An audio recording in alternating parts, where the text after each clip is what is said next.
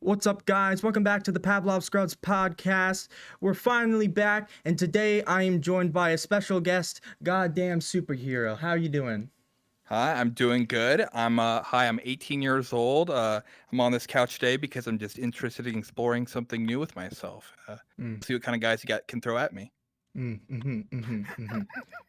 All right. What's so funny, huh? I mean, the casting couch has always been a dream of mine. I'm not really a washing machine kind of gal. You know what I'm Yeah, saying? I understand. I understand. So So, unzip. all right. So, how did you get the name GodDamn Superhero? Like, what was the whole? Is there any backstory to that? It's not that interesting, but there's what's it? So on one of the I every year E3 I take off for work and I'm like, okay, this it's always cringe and bad, but one of the few times a trailer for a kind of thing didn't like. There's this game No More Heroes 3, and they had this trailer, and I've never played any of the No More Heroes. They had this trailer. I have no idea what the hell is going on in any of it. It's like not gameplay. It's a story trailer. You see this like little kid grow up with like a Furby or something like that, and they like build a spaceship together. And the Furby's like an alien, and they're working together. He disappears. He comes back one day as an evil villain, goddamn superhero, and it's the final line of the credits. And I was like, that's fucking sick. I was like, I got invested in some stupid anime like trailer for a game I don't care about on Nintendo E3, and so I was like, all right, can I beat the like search like SEO on it? And then it looked like it was possible. So, Uh, but I almost got rid of it early on. There was another YouTuber 2 weeks before me who they they got the name goddamn superhero, and they're not there anymore. But there was some like drawing, like a 2D fighting game with raccoons that farted on each other, and they had more viewers than I did. And this is not, yeah, I was like, I sent it to my friend, like, my name, and they found that first. And I was like, oh my God, I can't beat Nintendo, or I can beat Nintendo, but I can't beat furry farting game. And so, goddamn superhero. Yeah. yeah. All right. I mean, that makes a little bit of sense. I mean, mine, like I've told mine a while back ago on the podcast. I told my story is that I just kind of started my first ever gamer tag was suggested by my dad, which was like Dynamite Kid 23. Uh 23 for I think Michael Jordan or whatever, and then Dynamite Kid was just like what he came up with. And then eventually we got into later years of my life, and Advanced Warfare came out, and me and my older brother and a bunch of friends and whatnot made this clan because that was like a new system on on Advanced Warfare. It was a new thing called clans, and you could invite people, and you could have like your tag, the little gamer tag before it. You could put like the 4-digit tag. That would be the same as like your teammates. It would be automatically do that for you. Hmm. And so it was super cool, and I was super invested into it and all this other stuff, and I thought it was sick and all this. Uh, and then I realized, well, it's a clan, so we all have Fade before our name. And so then I kind of went ahead and I was like, Fade Dynamite Kid 23 just doesn't make any sense. Yeah, it's kind of long at that point. So I just naturally progressed from Dynamite to Explosion, and I was Fade Explosion, and then I was Uprise Explosion, and then I was Just Explosion. Switched to Soda Pop for a while. Now that's my stream ego or whatever. But yeah, that's you know, your story's not that much more ridiculous than mine. I just literally like it was random. It just So kind of you kept happened. your whole, like, you kept the theme of your same kind of like username your whole life? I have like a billion different ones that are Well, all like so different. since I was like 13, and that was what it was. I was on I guess you are a youth. yeah, well, yeah, I'm 18 now. Um but yeah, that's also another thing that I want to talk about. Uh is the Pavlov scene.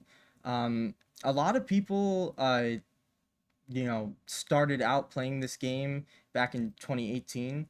Or not a lot, but the few people that did, and most of them were not, were not super old. We had a few ones that like stood out, but like most people were in their like 20s. But now it's like 3, 4 years later, and now everybody's 24, 28, 30, like all this other stuff. Some of the people are much older, But like for me, like I was a teenager just playing this game, and now I'm like an adult, and I'm not a full grown adult, but I used to have a really, really squeaky voice. Now I have a full grown beard.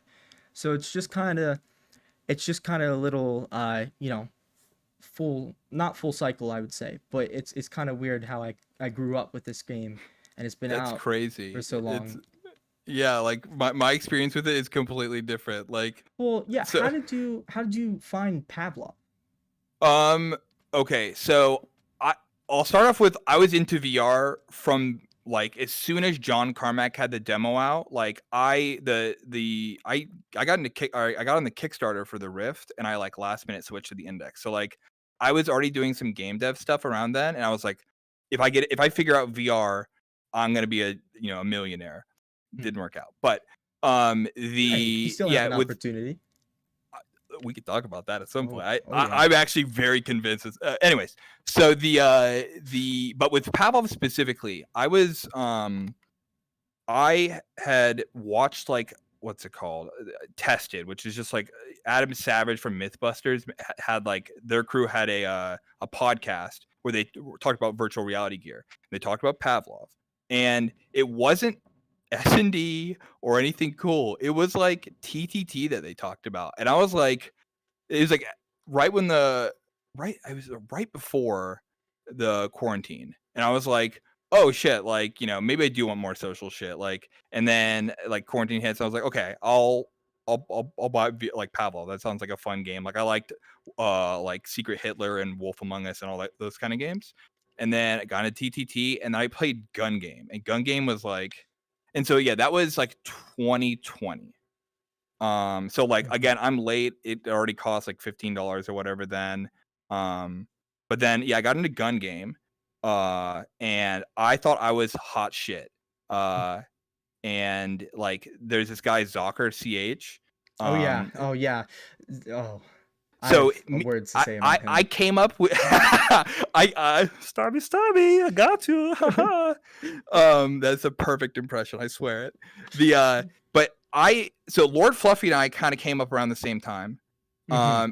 And so like he contracted me to like not contracted. He asked me to make a map because I was like, oh, I can make maps, and we played a lot of gun game together. Him and Lee and Zocker. Zocker was like way better than us. But there was one time that I beat Zocker, and then I was like, oh, I kept beating Zocker. Like once, and like, granted, he could usually beat me, but the Hmm. idea was I was like, oh, I kind of like this. Like I'm like, I think I might actually be good at this game. And then I saw online, like on Reddit, that people were like, dude, if he streamed, that would be like I would watch it every day. And I was like, dude, I should start streaming.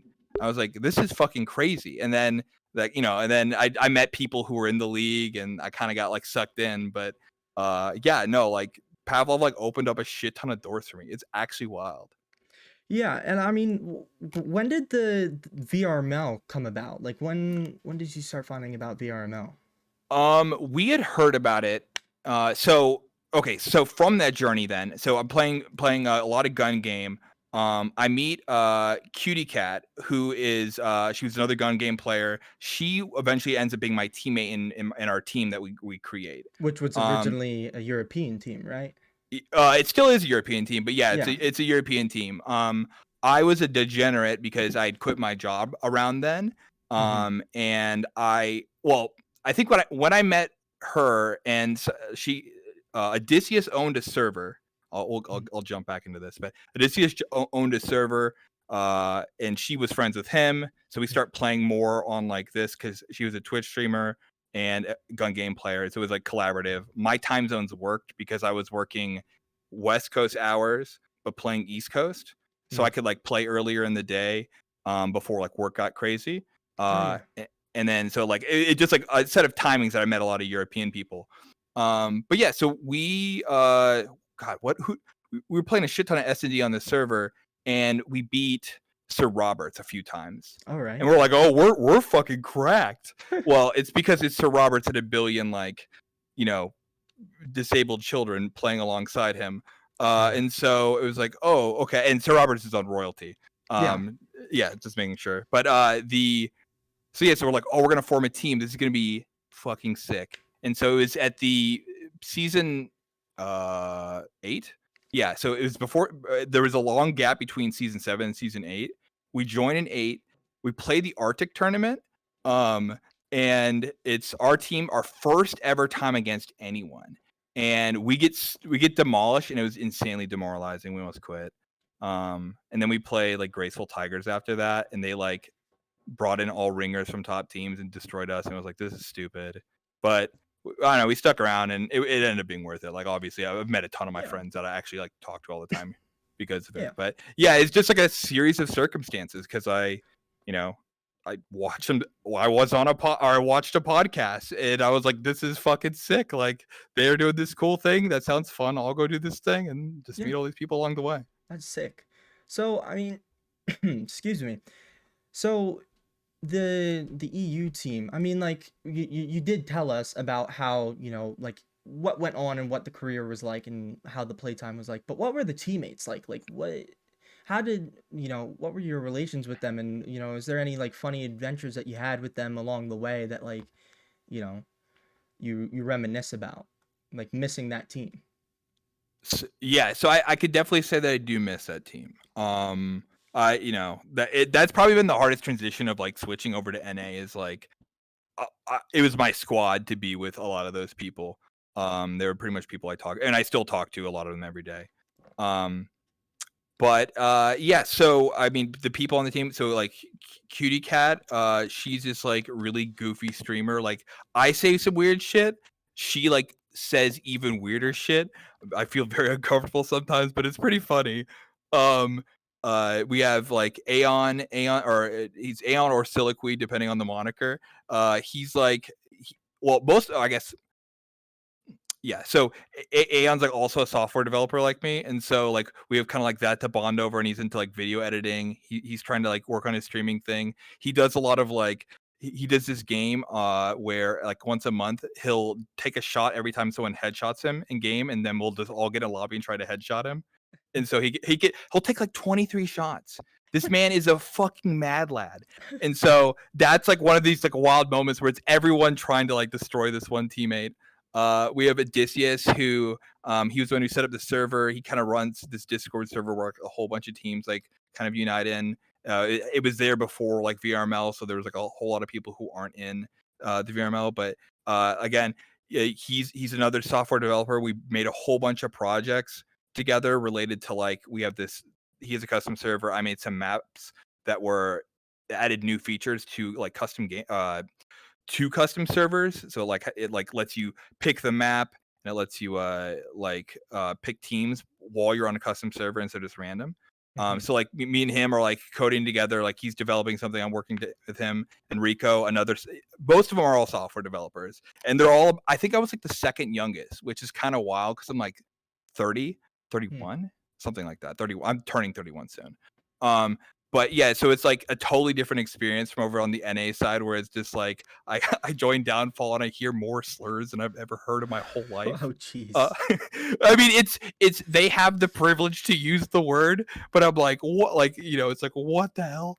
And so whereas like it's kind of like us old people trying to figure out how to kick it in with against like Cooley or something like that in EU. Yeah. But yeah, no, like we would get on every day and play together, like not so much S&D for like practice. Like we got really serious maybe halfway through season 8, but like but the months before that, I mean, there was like a solid like year where we're on almost every day for like 2 or 3 hours, all hanging out, laughing in the lobby, just trying to like make the other person laugh more, kind of thing. So yeah, they're a good group. They're a good Yeah. group. That sounds pretty cool. That sounds like a lot of fun. A lot of my past teams, there's a few of them that I'm not too fond of. Or well, one of them, Spill the beans. which the first one. Well, so the first one was really weird because I'd started playing Pavlov around, not at its release, but about a year or so at its release. I was playing around when the original start room with the mountain tops, and you're just in this like boxed room, like rectangular room, and you can just see the mountain clips and whatever. I think there was only like 2 weeks where I was on where I could see that. Yeah, so it was, back in, I want to say 20, I think the game came out in what, 2017 or was Something it? like that, It yeah. was around 2017. I came in like late 2019. It was more a little earlier 2019. Um, but I was, I was really on and off. The first person that I ever met was Orca, in the game, who I eventually became teammates with. So that's basically how I kind of found out about VRML, was just running into different VRML players, because those were the players that dominated the servers back then. Like back then, everybody was a VRML player. Everybody wants to be, what you couldn't really find people that in playing S&D actively, that That's wasn't so in the crazy that you VRML say scene. that, Yeah. because my experience was, how did I not find out about this sooner? Yeah. It took me almost like, I don't know, 6+ months to even learn about the league. I mean, yeah, there are people in there, but you'd imagine, and now that I recognize the names, but it's crazy that it was so populated back then, because Well, that's not how I yeah. felt when I joined. So, I mean, the community was small enough that most people would know, because you still had the other game modes that were eventually coming out, like TTT. I think I came before TTT was invented. I think I was around before TTT, and whatnot. But overall, just going back to the team, like this is how I found out about VRML. So I make a team, and I get a group of guys. The way that I make teams is very simple and very fluid. And I've made multiple teams, before, but this being my first one, I'm very inexperienced. I don't know how to treat the players. I don't know how to. I'm also inexperienced in social life as well. I was like a 14-year-old kid. Like I didn't really, you know, understand everything, and Did you ever play on how like to a team, act. like a sports team or anything? I had, but like it was different because I was the captain, so I thought that Yeah, like really delegated something. You know what I mean? I'm the captain. This is I my was the way captain and of this mine. way. I feel you. It's Yeah. totally different. So, but that was how I was, because I was young and I didn't really understand. But I had a group of players, and I think we were gonna do it was either a scrim or a game, and I had the roster, and then a whole bunch of people just left. So in one day, I had one day to get a team together. I think it was our first game, and I grabbed like the minimal amount of people that I needed, because the way that I recruited people was, it was really all about like, not at first, but eventually it turned into like what your dedication was to the game, over how good you were at the current point in time, because that matters less as we move on and we play more together, um, because your dedication will really affect like the way you play, like how much do you care about being good at this game, right? But it was really like I wasn't looking for skill because I didn't have any skill. So I was just, I didn't want any skilled teammates because I didn't want anybody to be like too much better than anybody.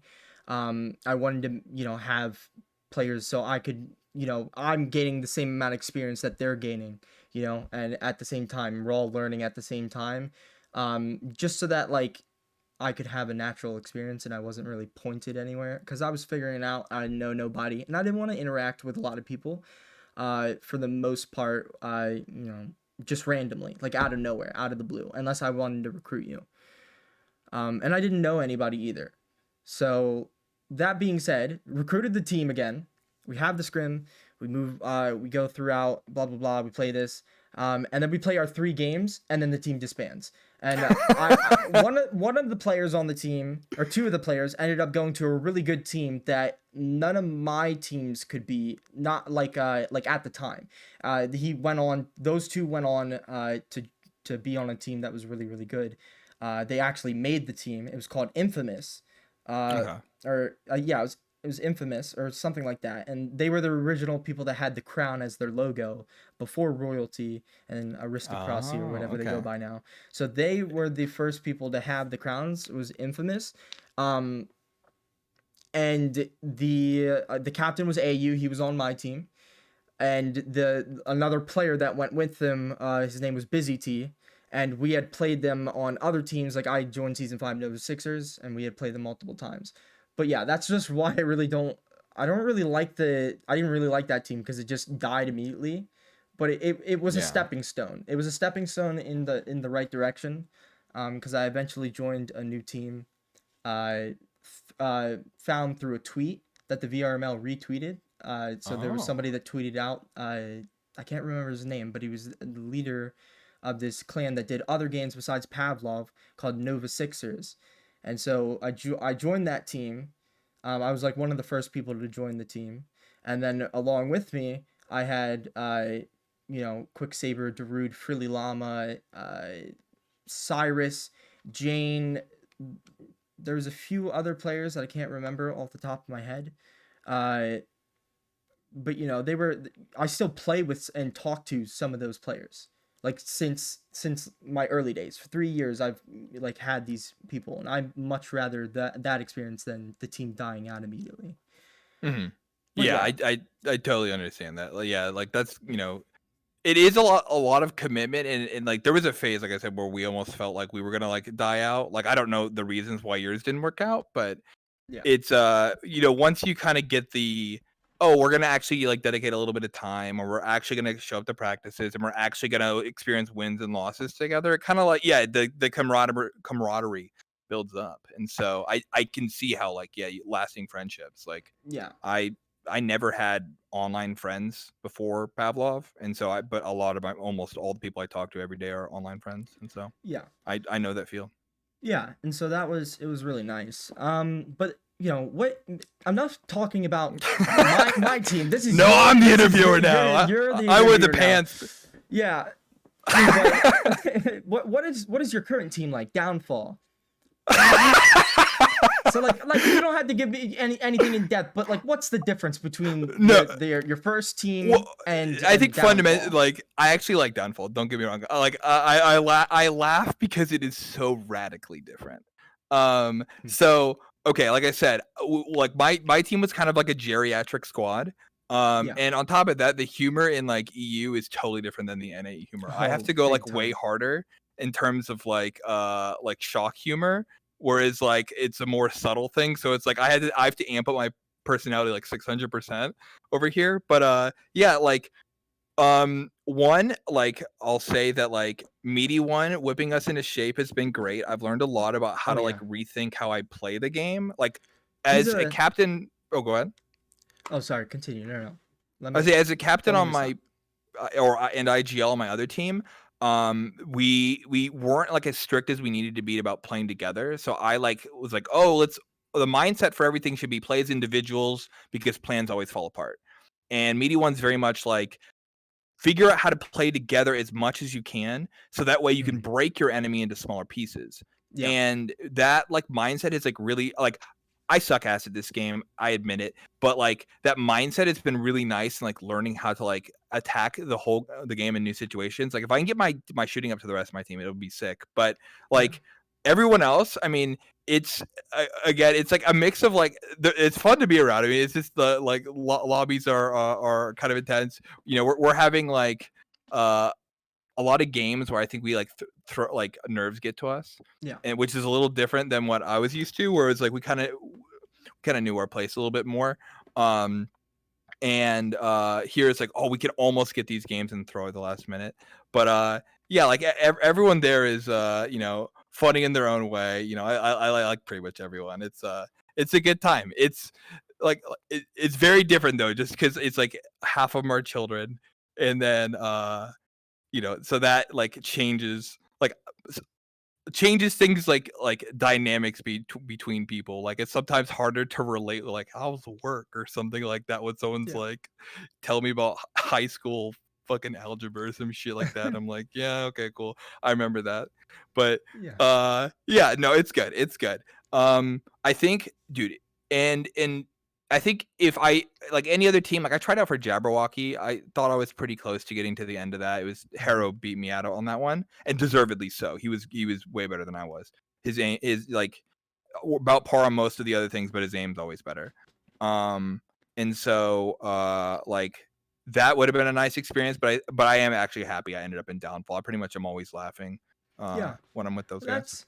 That's really cool, and that's really like that's always good when you have that good team bond where like you're all just really good friends, but you also can really take the game serious and you understand that, you guys do want to win and you want to practice and you want to make commitments to the game. It's a good balance between the two, and it really makes for really great team chemistry and really good results for all the players, most of the time. Yeah, most of the Whatever, time. whatever, I'm not going to say every single time because that's not enough. There's other things, but, for the most part, that gets you by pretty well.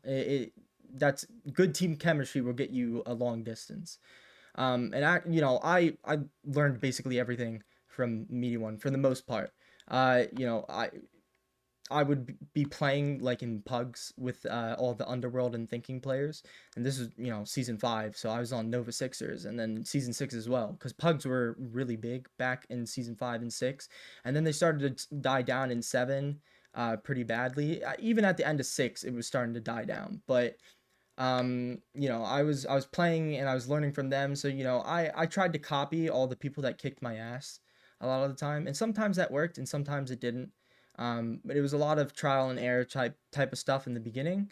But once I joined Media One, I was kind of in the same position. I was IGL and I was captain of my team before I joined Thinking, and so it was completely different, and it was really like a super big learning experience.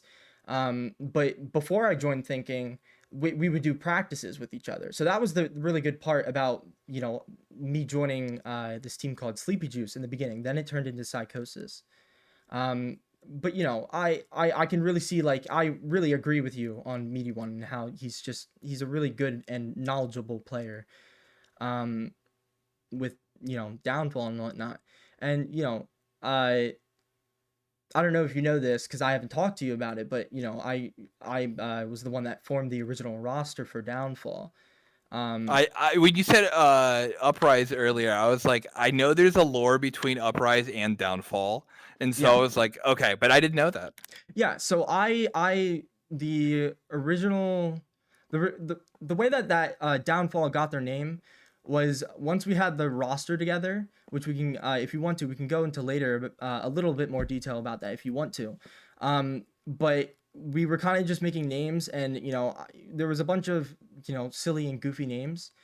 But then I had created and captained this team called Uprise, which was basically like Nova Sixers. It was a clan and it did other stuff, and I was a part of that originally. And so I just brought Pavlov over to Uprise, and none of the members really cared on the the YouTube people and whatnot. They didn't really like pay attention to it all that much.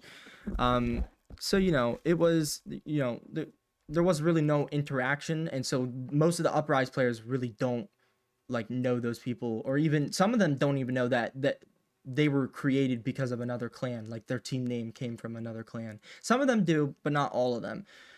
But someone in the group just randomly said it was like Uprise, and then somebody just randomly said Downfall. And I just start busting out laughing, and everybody's laughing at that. It's so perfect, and we're like, yes, Downfall, Downfall, Downfall, like set the name, like that's what we're doing and whatnot. Like that the way that it came out, it was just so random, but at the same time, like it has a lot of backstory to like everything. So I was in the beginning, I was practicing with them and whatnot. So that was a lot of fun, and I really enjoyed teaching all the players that were on that team originally. And taking Is anyone there who's originally there still there? There's a few. So Slay, Rogue, and that might be it. That Slay and Rogue might be the only original players. Maybe Kesha. But I think those are the only 3 original players from there. I'd have to check the roster actually, because I don't know. I was gonna ask you to spill some tea. Tell me shit I don't know. Well, tell me shit I don't want to know. Okay. I got you. And there's no beef out here. If I talk about any of this stuff, this is never like about like beef or trying to make somebody look bad. This is just me telling like stories. I heard them. Clarify, please. Don't make a meme of this. So I joined Thinking in season 8, and I was just learning everything, but I had so many practices on in season 7 on Sleepy Juice, Psychosis or whatever, from Thinking and practicing together as those co-teams, that I already knew a whole lot, and I was really just trying to polish everything. But I still knew everything. I knew how to do everything. I just had to polish my skills, right? So I knew all the team plays and whatnot, and it really made sense. I was IGL for my team, so I was kind of knew the plays, but there was still a bunch of other stuff that I didn't know. And that was soon to came. But I taught them all the basics. I tried to get them up to speed as best as possible, and I got all the rosters. If somebody left, somebody might have originally left the team for that or whatever, but I would always be like helping out. But before Downfall became a sister team to Thinking, right? Because it wasn't originally a sister team to Thinking. So first I made the team, and I had this all together. Then I kind of like put a little bow on it, and I, try to make it look all nice, right? And by make it look all nice, I mean I like, made the team on the vrml and got them together and made it look good, or whatever you want to say, or however I want to put it, right? But originally I went and I brought it to Meaty One before all of this, and I was like, I want to make a sister team, and he was like, I don't think that's a good idea. And he said his reasonings, as I recall, his reasonings were, well, for one, I'm still have to focus on thinking practices, which back then we were doing 2 a week originally in season 8. We were doing 2 a week practices. And so he was really worried that would get in the way of the thinking practices and whatnot. So he didn't really think it was a good idea, and he didn't really want me to do it. But now, like, fast forward now, the if I didn't create Downfall, if I didn't just like, say, oh, screw you, old man, like I can do this, I can manage it, it's like whatever, Meaty One and Darude wouldn't have a sister team to be on, like that they could have fell back on and relied on, or not like relied on as in like they had another team to go to, because the way that like a natural progression. The way that Thinking like ended, it was the players weren't really playing a whole lot, and so Humanoid Banana left, and I was like, okay, I think I should leave. I was going through really bad like mental health stuff, and I think this was a little bit after I like the last episode of Pavlov Scrubs or whatever. Okay. Right, but I don't know where I'm going with this. I'm just you can do any tangent you want. Do any tangent I want. This is my show, goddamn it. Dance for me. No. But yeah, it's kind of I just think my whole point was I just think that it's kind of funny. How originally Meaty One was against it, but if not for that, he might not be playing, which he might not be, super grateful that he's still playing Pavlov, but sometimes it's hard to tell. Practices get a little rough when people aren't paying attention, but he's trying his heart out. Yeah. So it was fun. Originally I was going to go to Downfall, right? After that, but I slowly, like, the way that me and Meaty One kind of like had chemistry, or like how our chemistry worked, is that I was like a very disruptive like person. I was very loud, and I was very outward about my opinions always. That's why I have a podcast, I guess. And so I would always like speak up my opinion and always say like, oh, this is what I think this, and I think this is why this is not working or whatever, or this, that, blah, blah, blah. I was pointing out all this stuff and trying to be helpful, but at the same time, like, try to make the team better, right? So it always kind of caused a problem, because most of the times Meaty One would say like, oh, it wasn't that the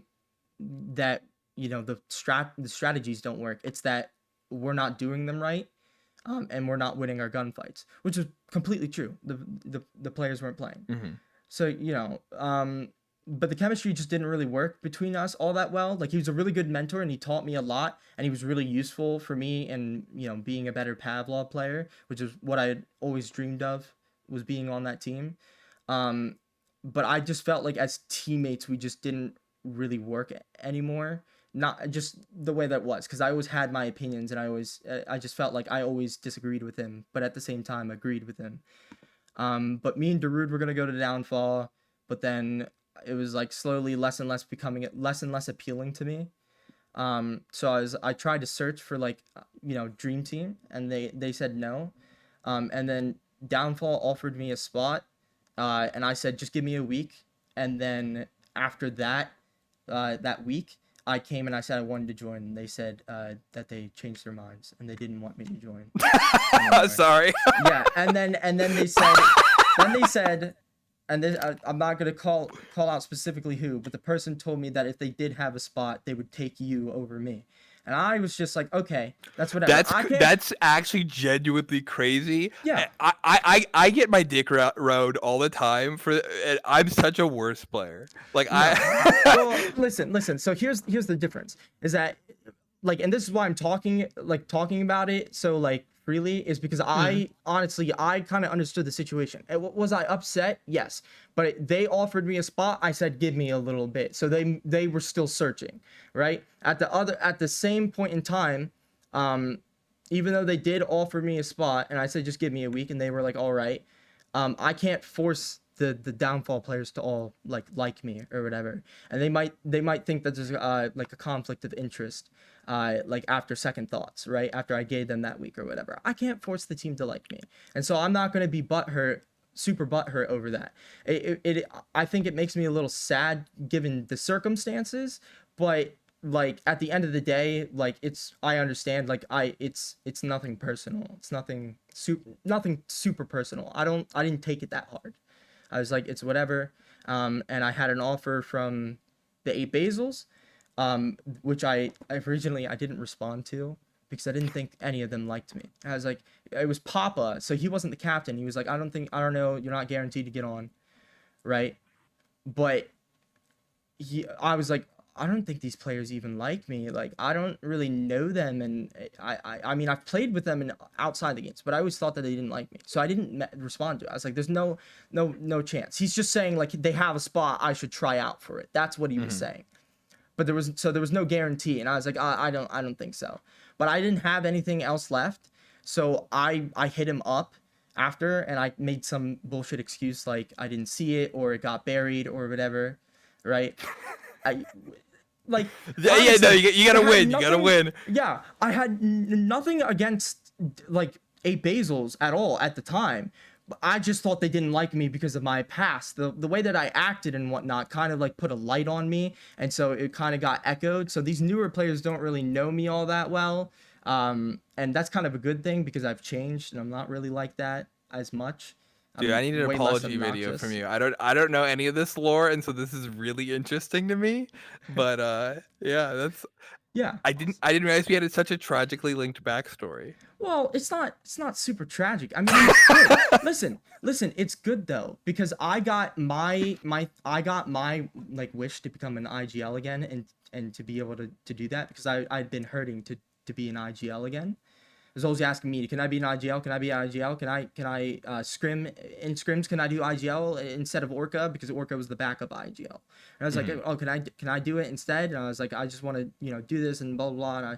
And I was always bothering him and annoying him and whatnot constantly, um, you know. But yeah, it's like it worked out for me in the end. And we'll find out if it worked for you when we play each other this weekend. Yeah, so I'm not going to be in that game, but that means they have a better chance. I'm on call for work, and so I just can't risk fair enough. I might just have to hang up at any minute. So yeah, I understand that. But yeah, no, but, I listen, I don't regret what happened. I wouldn't change what happened because it's the way that things were meant to be, and I got to be better friends with the 8 Basils, and I'm still good friends with the people that I'm still good friends with most of the thinking people. There's some other tragic shit that I won't talk about because it's like too personal. But I had a falling out with one of the members. So it wasn't really it was pretty bad, but it was whatever. It's whatever now. That's my coping, it's whatever now. But yeah, it's not tragic in my opinion. I definitely am happy right now, and I'm glad, and that's all I can do. There was no right choice. There was there was no right choice. It wasn't I had destined to be on Downfall. Like that had to be it. Like that's just what I thought was gonna happen, and that's not what happened, and that's all right. You know, plans change, and you know, you And the doors adapt. are always still there. I Oh mean, yeah, whatever happens at the end of this season, the beginning of the next sort of thing. Like, players are fluid; they move. oh yeah, exactly. So let's try to get back to you. So I've given the audience and you some lore. You know, we can. It's Can I my can I podcast, so name I the can. podcast? Can I be Yeah, the host now? you wanna be the co-host? Oh, no, the host. The Look, host. No, you want. I have a really strict contract you got to adhere to. Yeah. You did read that, right? Oh no! All right. Well, hey, just send me your credit card number. We'll make it work. We'll make it work. Yeah. It'll work. So casting, you used to. Well, yeah, used to. You didn't really Used to is the proper You're word. still a big caster now when you do cast, but you don't do it as much. Yeah. How'd you get into casting in the first place?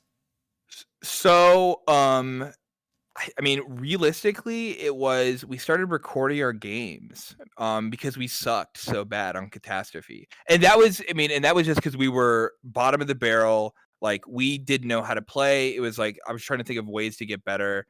I'm trying to remember who told me about Pav TV, but ultimately it was like Pav TV was still no, that's wrong. That's wrong. I got into Pav TV a little later, so Pav TV didn't work when I started casting. But I was like sitting out on matches because I was captain. We had a lot of like our team was kind of different in the fact that we were like democratic and we didn't have roster lineups. Like, it was everyone played equally. We're here to learn. Like, there might be some players who are better shooters than others. And I think sometimes that hurt us by not like playing as efficiently as possible. But like, we all came in as friends. It's like no one joined that team that we didn't know to begin with, right? So it was like, this is just what we agreed to do. No one really wanted to be captain anyway, and so I tended, it's like, ask people who wants to sit out for this match so we can get players in, and so I tended to sit out a lot just because I was like, okay, that's me. But because I was a Twitch streamer, used to be, is maybe the same word there. I would, keep the stream live, and I would like have different perspectives. And so I try to do as many perspectives as possible, because Odysseus would stream, and either Taco Cat or Cutie Cat, depending, they shared a setup. They were boyfriend, girlfriend in real life.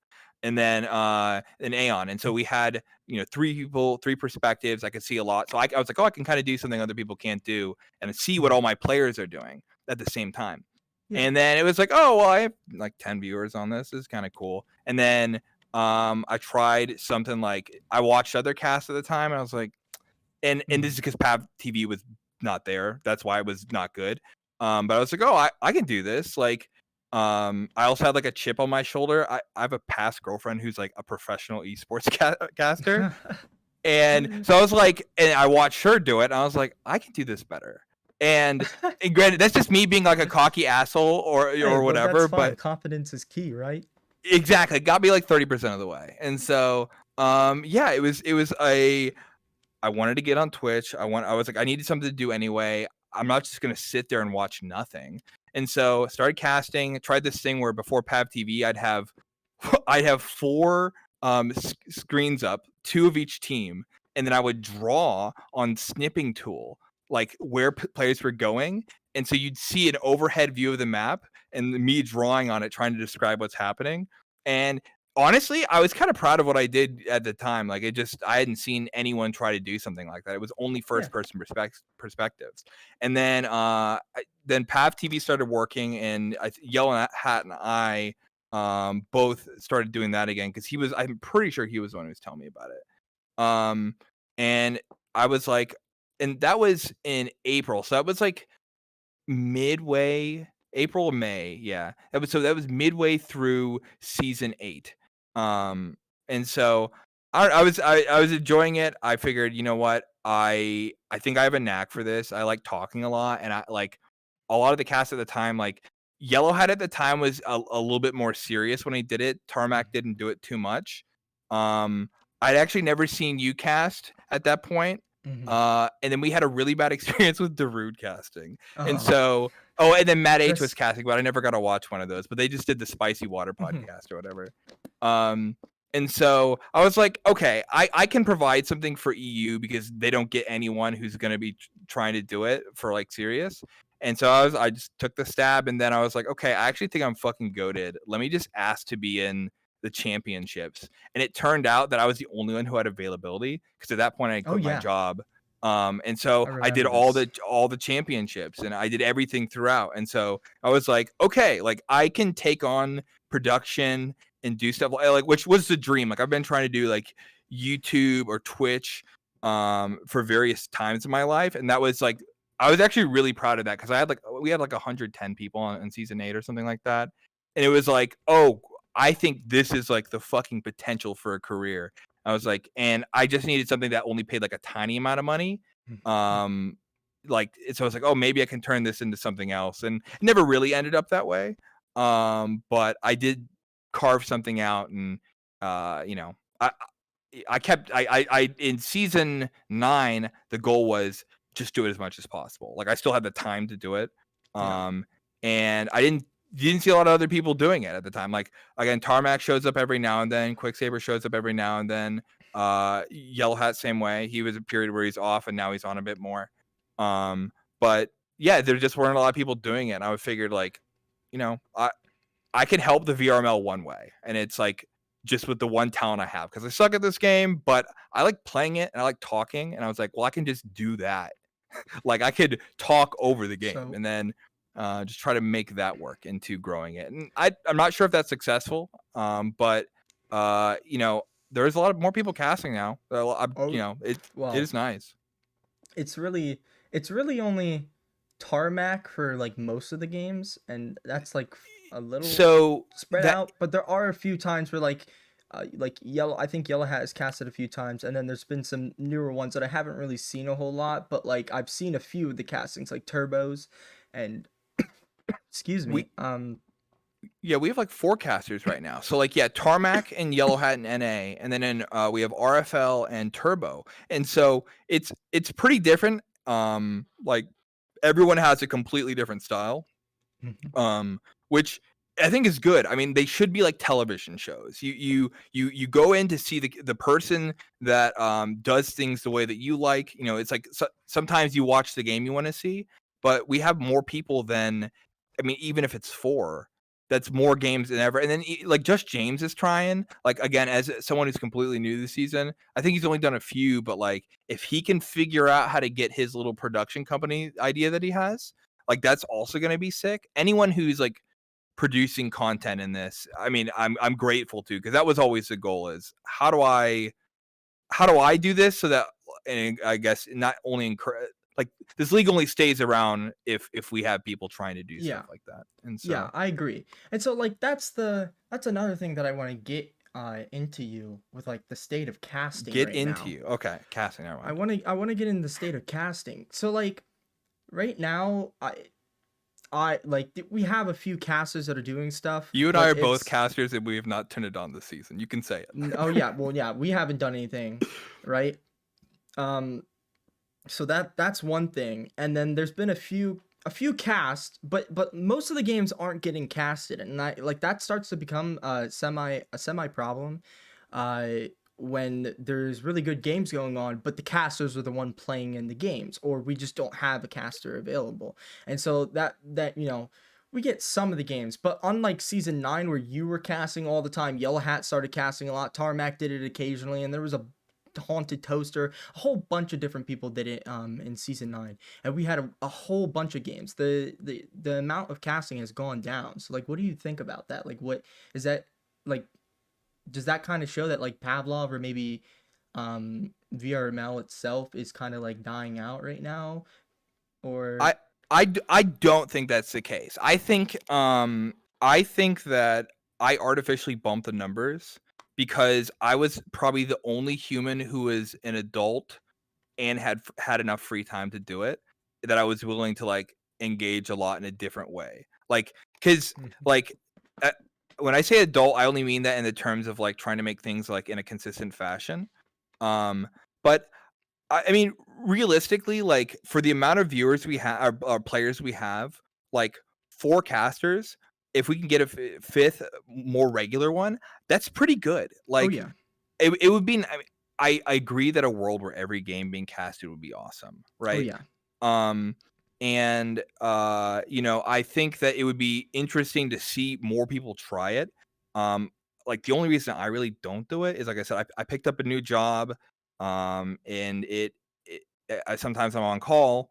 I get off work after like 10 hours, and it's just like I don't. I quit streaming as well, and I'm working on this video game, and so it's like between the three of these things, like I pretty much have no time, which Yeah. sucks, but it's also like, you know, I was able to keep Pavlov in there, so that way I have like this thing that keeps me around my friends. But Yeah.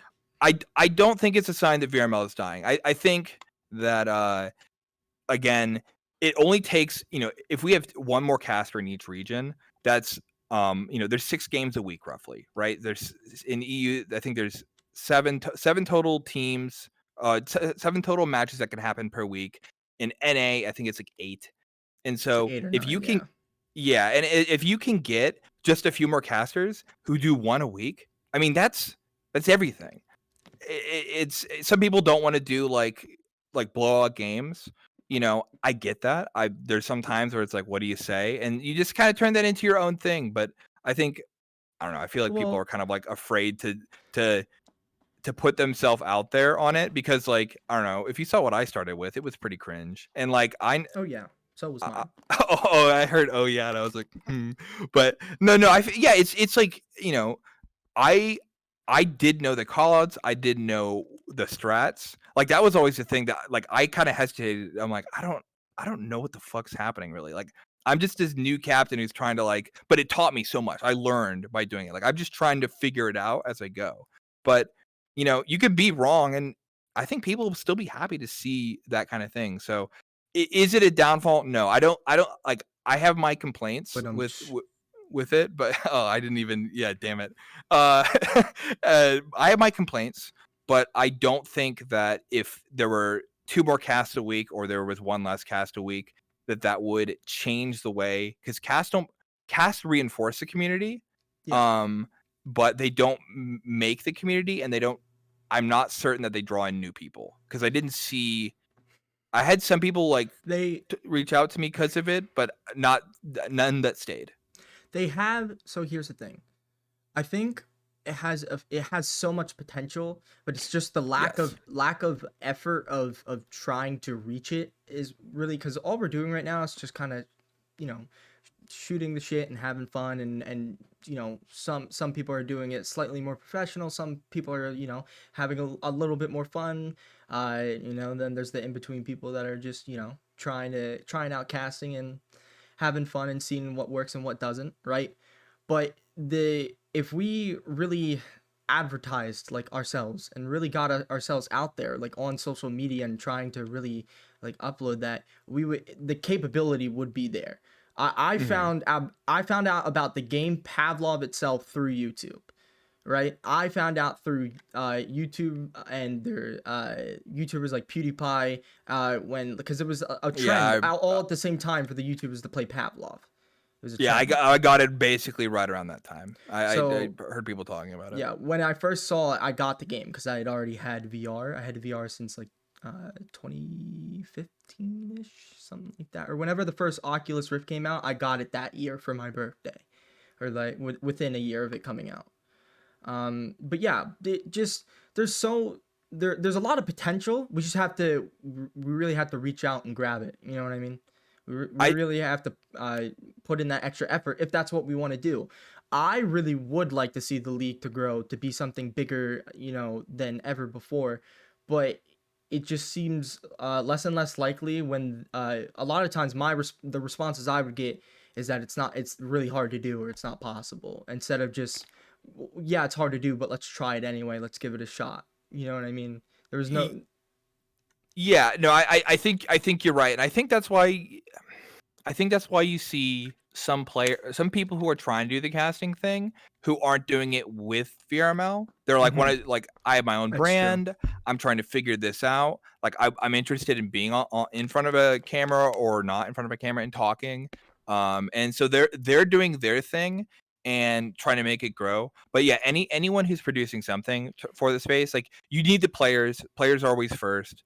But it's Yeah. kind of hard to find. Like you said, you found it through YouTube and Twitter, but that's short form content Oh yeah. versus like the cast, which are these like 2-hour things. Like I used to post the cast I did, and it was abysmal watch rate. It's So hard. that's where it would uh and I hope I wasn't interrupting too much, but that's where you can take it and you have to try to transform the content into something else.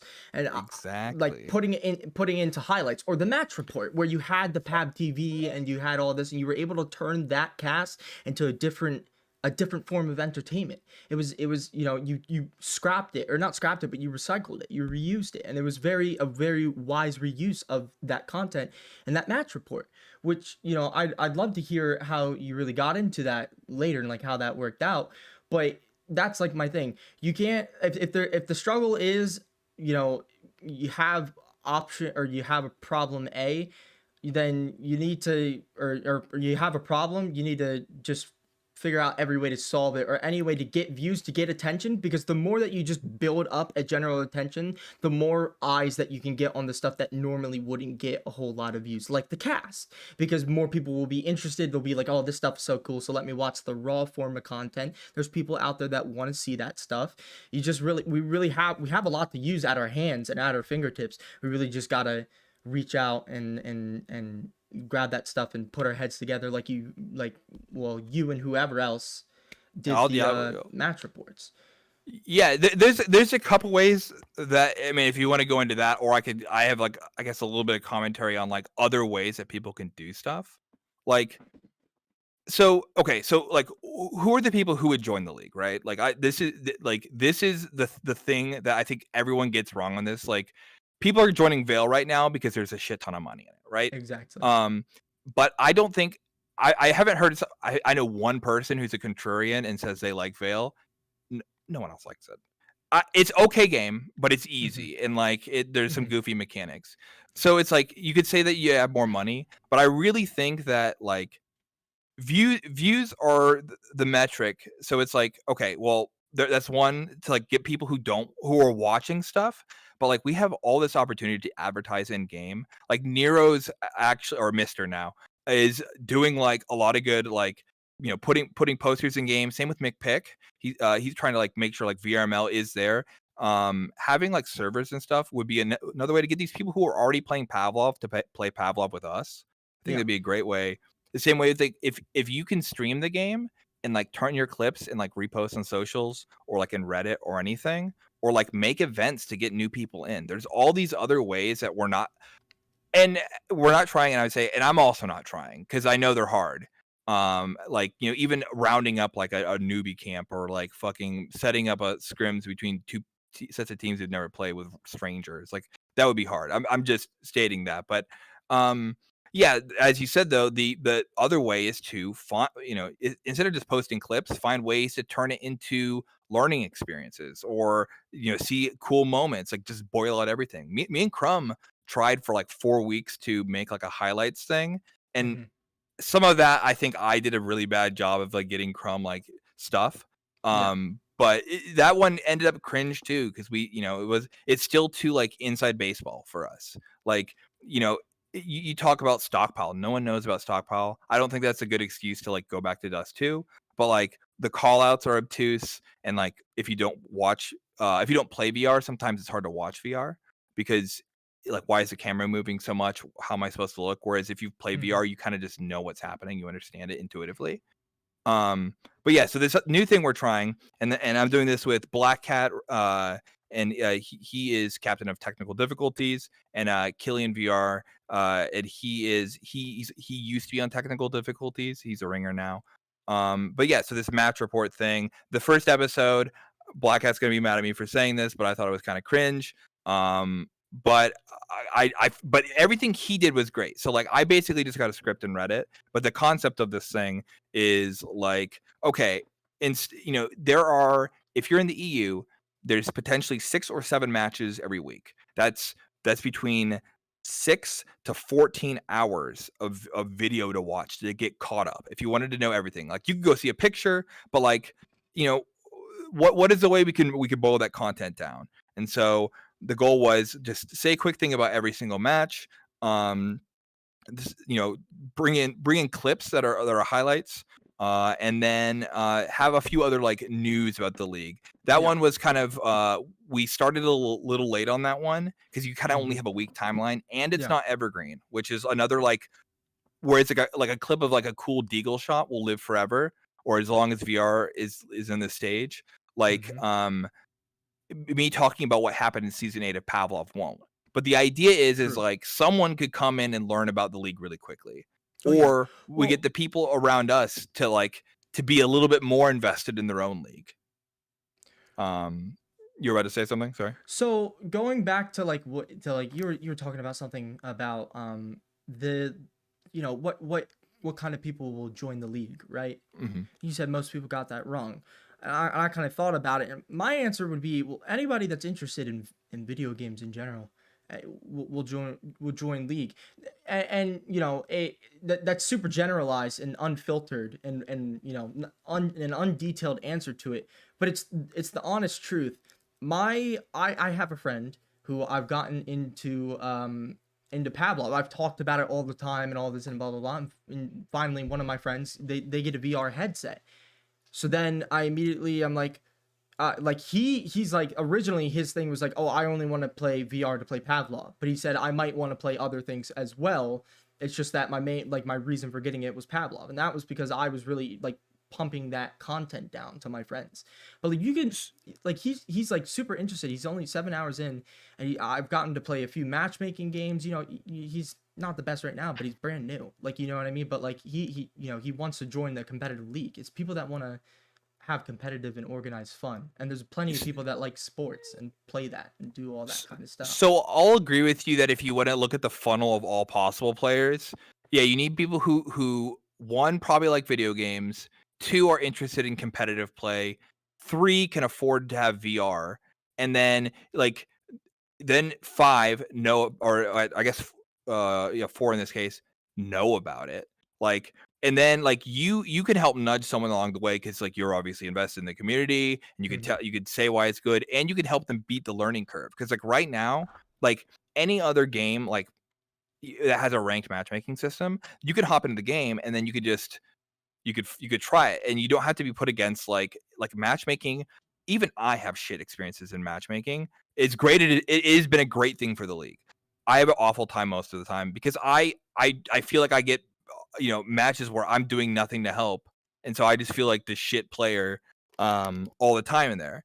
And it's like because all the people are having fun doing it. It's brought the community together in a different way. Hmm. But for a new person, I mean, I know what's happening. I'm just bad at executing. Like they don't. And so I think that's such a hard entrance on top of, or the opposite, the other way is find 8 people or convince someone to let you on their team who's desperate for a new player and is willing to tolerate a lot. Like the barriers to entry are so high. Um Yes, and but at the and so same like but you can break those down by having people like you who can like recommend it, but like I think it's not going to reach like the broad scale that you mentioned earlier if you have something that's only word of mouth. Like you kind of so need a way to reach a lot of people at once, I or at least begin their interest in the product. I agree with you. And so my thing is though, and like my counter argument to that is that, like, if you think about it, and all retrospects of trying to grow a community and grow big, you all start somewhere. You do not start Yeah. doing the immediate top brand stuff unless you have a lot of money. We don't have a lot of money. That's just the reality of things. For the Pavlov, like what we have at our disposal, it's very limited in what other things that are just like us, like ESL and all that other type of stuff, like CS:GO events and well, you can say Veil VR, but those I think VRML's It's a little better, artificial a compared little to like better. Yeah. existing products, but Yeah, but yeah. you So, gotta but start. you You have to. That's how you do it. You go into lobbies. You start bringing in people. You start like trying to be friendly. You start breaking the walls down. Because you can see through it. If you really think about it, you can see through this piece of glass, and it's a nice shiny glass. But on the other side, it is super tinted. All you have to do is open the car door, and so that they can see through the tint. You know what I mean? You really have like that's inviting them and deliberately doing that. And people, easier said than done. But if VRML like really sat down, like the moderators and whatnot, if they really sat down, they were like, okay, we need to grow the community so that we can build bigger and do more stuff with this and whatnot. They would be actively searching out people that are trying to do sister teams and trying to do brand new teams, because the fact of the matter is that the moderators' jobs are to one, or the moderators in VRML, and their jobs for us, what they do for us is that they make sure that everything for first is done nice and cleanly, and it is done in this very automated way that we have, where we get a match given to us, and then we have to schedule it ourselves, and then it's already on this website that's already coded for us, blah, all this stuff. They have a very clean line of trying to make it simple enough to the point that it's an automated process for us, and also so that nothing is too how do I put this, unprofessional in a sense. yeah. The other sense of the other side of the job that they had to do is they also have to figure out ideas to help us grow. Yes, they also have to figure out ideas how to keep us bigger, but I think you have to build a base before you can start building up and high, because they want to do these things, but they just feel like they're so limited. I feel like sometimes they think they're so limited. They really have to start at the very bottom and really work their way up. It's going to be hard. It's going to take time. It's going to take a while, but it's called investment, and it's called, that's really what it is. It's investment. You don't have to pay these players. There's people that I know they're willing. If they go out of the way to individually ask people. Just James, he's making a sister team right now. I've made sister teams before. The Messiah Penguin has made 5 sister teams. Like there's people out there, and Messiah Penguin's not really active in our community anymore. But there's people out there. They just gotta look for them and find them and be like, hey, we need you to start helping us grow. You'll be a part of us. We'll tell you what the basic rules are, the do's and the don'ts, and then the rest is up to you to help us grow. And there were people that will do that, and they just gotta look. I I agree with your grand strategy of getting people to like go along and like build something. I actually really don't think it's the moderators' jobs though. I think Then who? it would be nice if the moderators could um Then who else? so it has to be the community, because anytime the moderators do anything, But then people it's call them cringe or bad or whatever. sure, Like sure. people make fun of them, and so Just nothing they do will ever be taken seriously. Whereas like making a team, like just on your own, or starting little projects that help like show it to people, or getting like the mixed friendlies. Like mixed friendlies are kind of dead right now, but like that's because Matt made this cool new product to get people involved in esports in a faster way. Like he broke the time like barrier to get playing a game. And I think it's community led projects that they don't need to be big ones. It's yeah. literally, hey, I go into a lobby and I shill, or it's, hey, I try to like Turbo ran a tournament one time and he put his own money up to get people there. And like there's you can pretty I mean I think that if if the community wants to do stuff, hmm then it will look appealing, because like all these people are here doing this cool things. Or we'll So and if we can, again, like there's got to be like cross promo and people need to help each other out. yeah. But you So I don't think the mods, if what we get 20 more mods who are all shills like to do this, I think it's mhm. just a lot of work. Like Listen, yeah, it I is a think lot. it's It is a lot of work. but then again, it's all voluntary, and I'm not saying they're obligated to do this job, but they did say that they would be a moderator, and they would help Yeah, the but they VRML in the ways that assign. they can. And listen, and it's not currently their job. I think they should probably make it their job. Is what I probably should have worded betterly or Mhm. better, because here's what I'm gonna say: if it's just community, purely community, unless you really have like the build up and drive, you have those people at first. You need the base people that are going to go and find these people that will want to do it. It doesn't have to be an actively advertised thing. This could be Yeah. inside, like an inside, closely knit like little project where it's like it doesn't have to be like a like you could people can talk about it and whatnot, but like it's something that's just in the background. It doesn't have to be super big. It's just a program that you go ahead and they're trying to actively invite people that they think are best to make teams and see what happens. And they'll take recommendations from people as well if they want. When they ask the people, like I could, if you give me a problem, I could probably give you a solution, and you would say, well, then there's another problem. I think I could honestly figure this out. I just don't have time anymore. Like I'm going to I mean, college. that's So the like problem is a lot of people don't have I would time, but literally be the one to do it. I don't got time anymore. yeah. So, but okay. So I'm with you that um one way that you can kind of like do a like any sort of organization like this. Okay, so if there's individuals who are doing things, hey, I want to make uh set of mixed friendlies for completely new players, all only ringers and newbies, and then maybe one experienced player on each team. Um, interacting with the mods to like to have that voiced out is is how it works now. Like if I asked like Lilu or someone to push out something for me, I think they would do it if it was obviously within reason. Like, it's not like I'm gonna say like shill my YouTube channel or whatever. But like the goal is to make things, and they can help you find the right people, or they can help you like by having a unified platform with the like making it professional, by having like their brand behind it if they like kind of support the initiative, but finding ways to integrate with the VRML. Like I, I don't know what the backstory is between matchmaking and VRML. But I know there's something there that they can't like really integrate well, right? But it would be really cool if they could.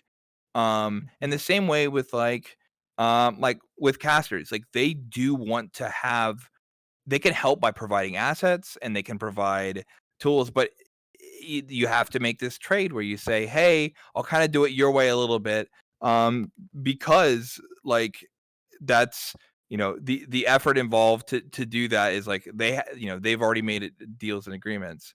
Not that the rules are even that strict, honestly. They're like super lax, but um I don't think it's like, I don't know. I feel like Well, if you had 4 or 5 mods all like pushing it, I yeah. think we're gonna have the same kind of like problems Well, versus like, here's you know, if here's you have a cool idea, just do it. yeah, here's what I will say is that I'm not like mods don't have to do this, and whatever, and also just an extra. If mods want to talk to me about this, I had plenty of ideas. Hit me up. I'll be here all week. But I've tried to be a moderator, and the reason why I haven't really like uh foregone these like plans is that um I really never had the drive to do it, like, but I always had the idea, you know what I mean? Boot camp, do all this. I always had the idea but never the drive to ever want to do it. And so it's like it was like now like in like where I am at my point, I want to do it. And so I've never really brought forth the idea solely because I want to be the one to do it. So if you know like my ideas, if people want to see my ideas come to like fruition or whatever, I want to be able to do it not just my way, but I want to be the one responsible. I want the experience. I want to say that Hmm. I was the one that helped did this, right? Like that's Yeah. what I want to be a part of it. You know what I mean? So similar to that, I'm gonna jump back to the match report thing. Like what our goal with that one is so we're just doing it for EU, right? Mhm. But if we can find people who want to do like find NA clips, make transcripts for games, be the caster. Like, I don't exactly want to do that. Like, time-wise, I just said, I'll do this because I know, like, I've already kind of set up myself as doing this sort of thing. And I don't want to dedicate a lot of time. So I'm like, I'm willing to give this for free so that way, like, I don't really have a lot of control on it, but I could just say whatever I want to say. Yeah. And I help design some of the assets. And so, like, again, I'd share the assets with people. The same kind of thing. It's like, if I can set something up to where it's like, hey, we could do the exact same thing. We lower the barrier of entry for someone who wants to do a talking thing, or they want to edit a video, or, that's asking for free labor. But that's also saying, like, you don't have to do it from the beginning. And so, I'm doing free labor. That's the same. We're not going to make money off this, not at this scale. But I'm with you. It's like, set up an initiative, try to do like a small prototype. Set up one, and you might find people who want to do more. Like, I was always the trouble was trying to find people to help, because, like, casting one game a week is like a little over 2 hours. So casting every game every week is 14 hours, and so, like, one person could do it, or like 7 people could do it for 2 hours. And so, exactly. like, finding ways to, like, set up the seed of an idea. So if you want to help us with it, I mean, again, we can hash it out sometime. I'd be down to try to get something started. Well, we could talk about this later at a different date, but I have ideas. I'm just not going to be really in the Pavlov. I won't be up to date with the Pavlov scene pretty soon. I'll be not playing Pavlov as much, or maybe occasionally on the weekends. Dude, I'm cringing bad in Pavlov, and people watched a video with me being really stiff, like, trying to figure out how to read it on a teleprompter for the first time. Like, I think people are just excited for anything, right? You talk about that, and you think that's cringe. But I think the concept is great. I think the next week is gonna be good. I swear to you. You think that the initial execution just wasn't as good as you thought it could be? We didn't do a dry run, so that was us learning a lot of stuff, and then you have to post it within the same week. But yeah. So anyways, we have a lot of good feedback, and we had ideas on how to fix it. So I think the next one will be better. But I think I can't talk in front of a teleprompter. I'm really weird about that for some reason. I mean, yeah, it be like that, right? But you'll be able to practice, and you'll get better. Well, I can ad lib. I think that's what we're changing a little bit, is trying to make sure that it can be cut better. And so instead of me reading like 8 minutes of like content on a teleprompter of this number goes up, then that number goes up, and it's like I got dyslexia. It was like really hard. Like, by the time I filmed it, it was like I think if you learn to just do better with the teleprompter, it might, in the end result might turn out better than doing it. It might help you better in the future. It might be hard now, but if you get used to it, it'll be better in the long run. You know what I mean? Yeah. So the goal is to ease into it instead of go full bore this time. But yeah. So, but I think there's like plenty of opportunities to make cool stuff in with any game or community. Just find a way to package it the way someone else isn't doing it. Yeah. I can see that, and I honestly, it was a breath of fresh air to see like something new, like that. But going back, you thought that was cringe. Is there a backstory to the cast wearing a maid suit? I'm not calling it cringe. I just didn't know how to segue properly, but Oh no, I love it. But. Well, is there any backstory? Like, first, why the maid suit, and then second, how did you get it, or why did you do it on cast? So the maid suit cast, that wasn't what that was initially for. I'm trying to remember. Maybe it was initially the maids. Maybe it was for a cast. So when I was streaming more often, I mean, or at all, really, I haven't done it in a couple months, but what I was doing was I found that if I wore a bright outfit of some sort, more people would click on my thing. And it was because, like, I play Satisfactory in like an orange hard hat and like reflector vest. I just stood out compared to every single other player, because you see the thumbnail of what's happening on a Twitch stream. And so I had all these like I take suggestions on different outfits. So I have like all the suits I wear for the Pavlov stuff. Those are just stuff I had on my stream already. Like if I was gonna play a game, I'd wear an outfit, and it just did better for views. All right. And so the maid outfit was a joke for a long time, and I was like, nah, I don't want to do any like discover my sexuality kind of stuff. I wanted to stay repressed, and so but eventually I played Portal 2 Reloaded, the time travel Portal 2 mod. And so, and then I dressed up as Shell, and I put on like a bra and like had fake breasts and stuff. And it's like I was like, oh, okay, like people find this actually really funny. I'm like, okay, we can. I don't remember. I'm trying to remember exactly, but I had a hey, if I get like whatever, like if someone pays for it, I'll do it. And then I think it was Sheep Tank paid for the whole thing. So I was like, okay. And then the next one was a hot tub, because everyone's like, do a hot tub stream. Oh But God. but yeah, so it was more just like, how do I make it like funny on my own? And then I was like, well, I'm just gonna wear this in like kind of a public event thing. And I was like, I'm gonna, you know, it makes, I don't know, like I don't feel uncomfortable doing like things like that. Yeah. But it's like, how do I be funny in a different way? And it could just be like, in a role that's supposed to be serious and turn it not serious. But Yeah. yeah, it was always just get the views, dude. Get the Well, views. yeah, and that's super cool because like I couldn't do that. Like I'm not that comfortable in my own skin. Like I wouldn't be able to do that, you know.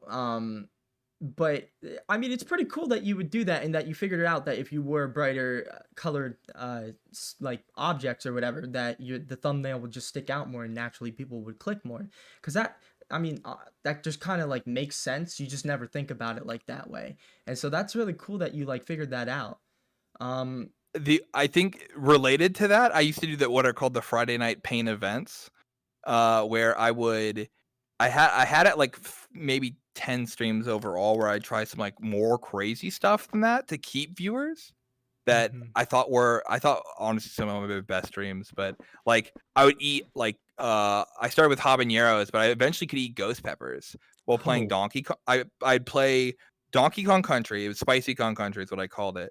And every time I died 3 times, I'd eat a habanero. And so and so that was the first one. And then the second one was I'd spin a wheel that had habaneros and a couple ghost peppers, and I had a piece of chocolate that had like Carolina Reaper in it. mhm. And I like wimped out because like honestly that was like the most pain I ever felt in my whole life. Eating like multiple ghost peppers in a night. And I vomited and stuff, and that was Oh, bad. But jeez. and then but that's because of the milk. I drank a bunch of milk, and then I learned to do it without it. So like I tried a whole bunch of wacky stuff. Like I have a shot collar that stream could control. I've meant to do that on a cast, but I never figured out how to make it work without me going the whole time, you know. Pain Or like resistance. I ate citric acid playing Dark Souls, What? like so citric acid is a sour thing on sour candy. All right. So I had like 36 lemons worth of citric acid Oh in one no. go because I kept dying in Dark Souls so many times. You. Or That's I kind like of. set up airsoft gun to shoot me when chat wanted to, and I broke like a fucking $700 monitor. Like I tried a whole bunch of Oh wacky gosh. stuff to. That's so cool. Like that's crazy. Did you get any like good response from any of that stuff? Cause Oh, that's dude, my chat loved it. It was always bring back more. But the problem is like I couldn't ever think of ways to one up myself, and it was really hard to get. The videos didn't do well, like in YouTube, but I mean, again, it was, I think people stuck around because of that stuff. Like that was really what made me as a streamer, those events.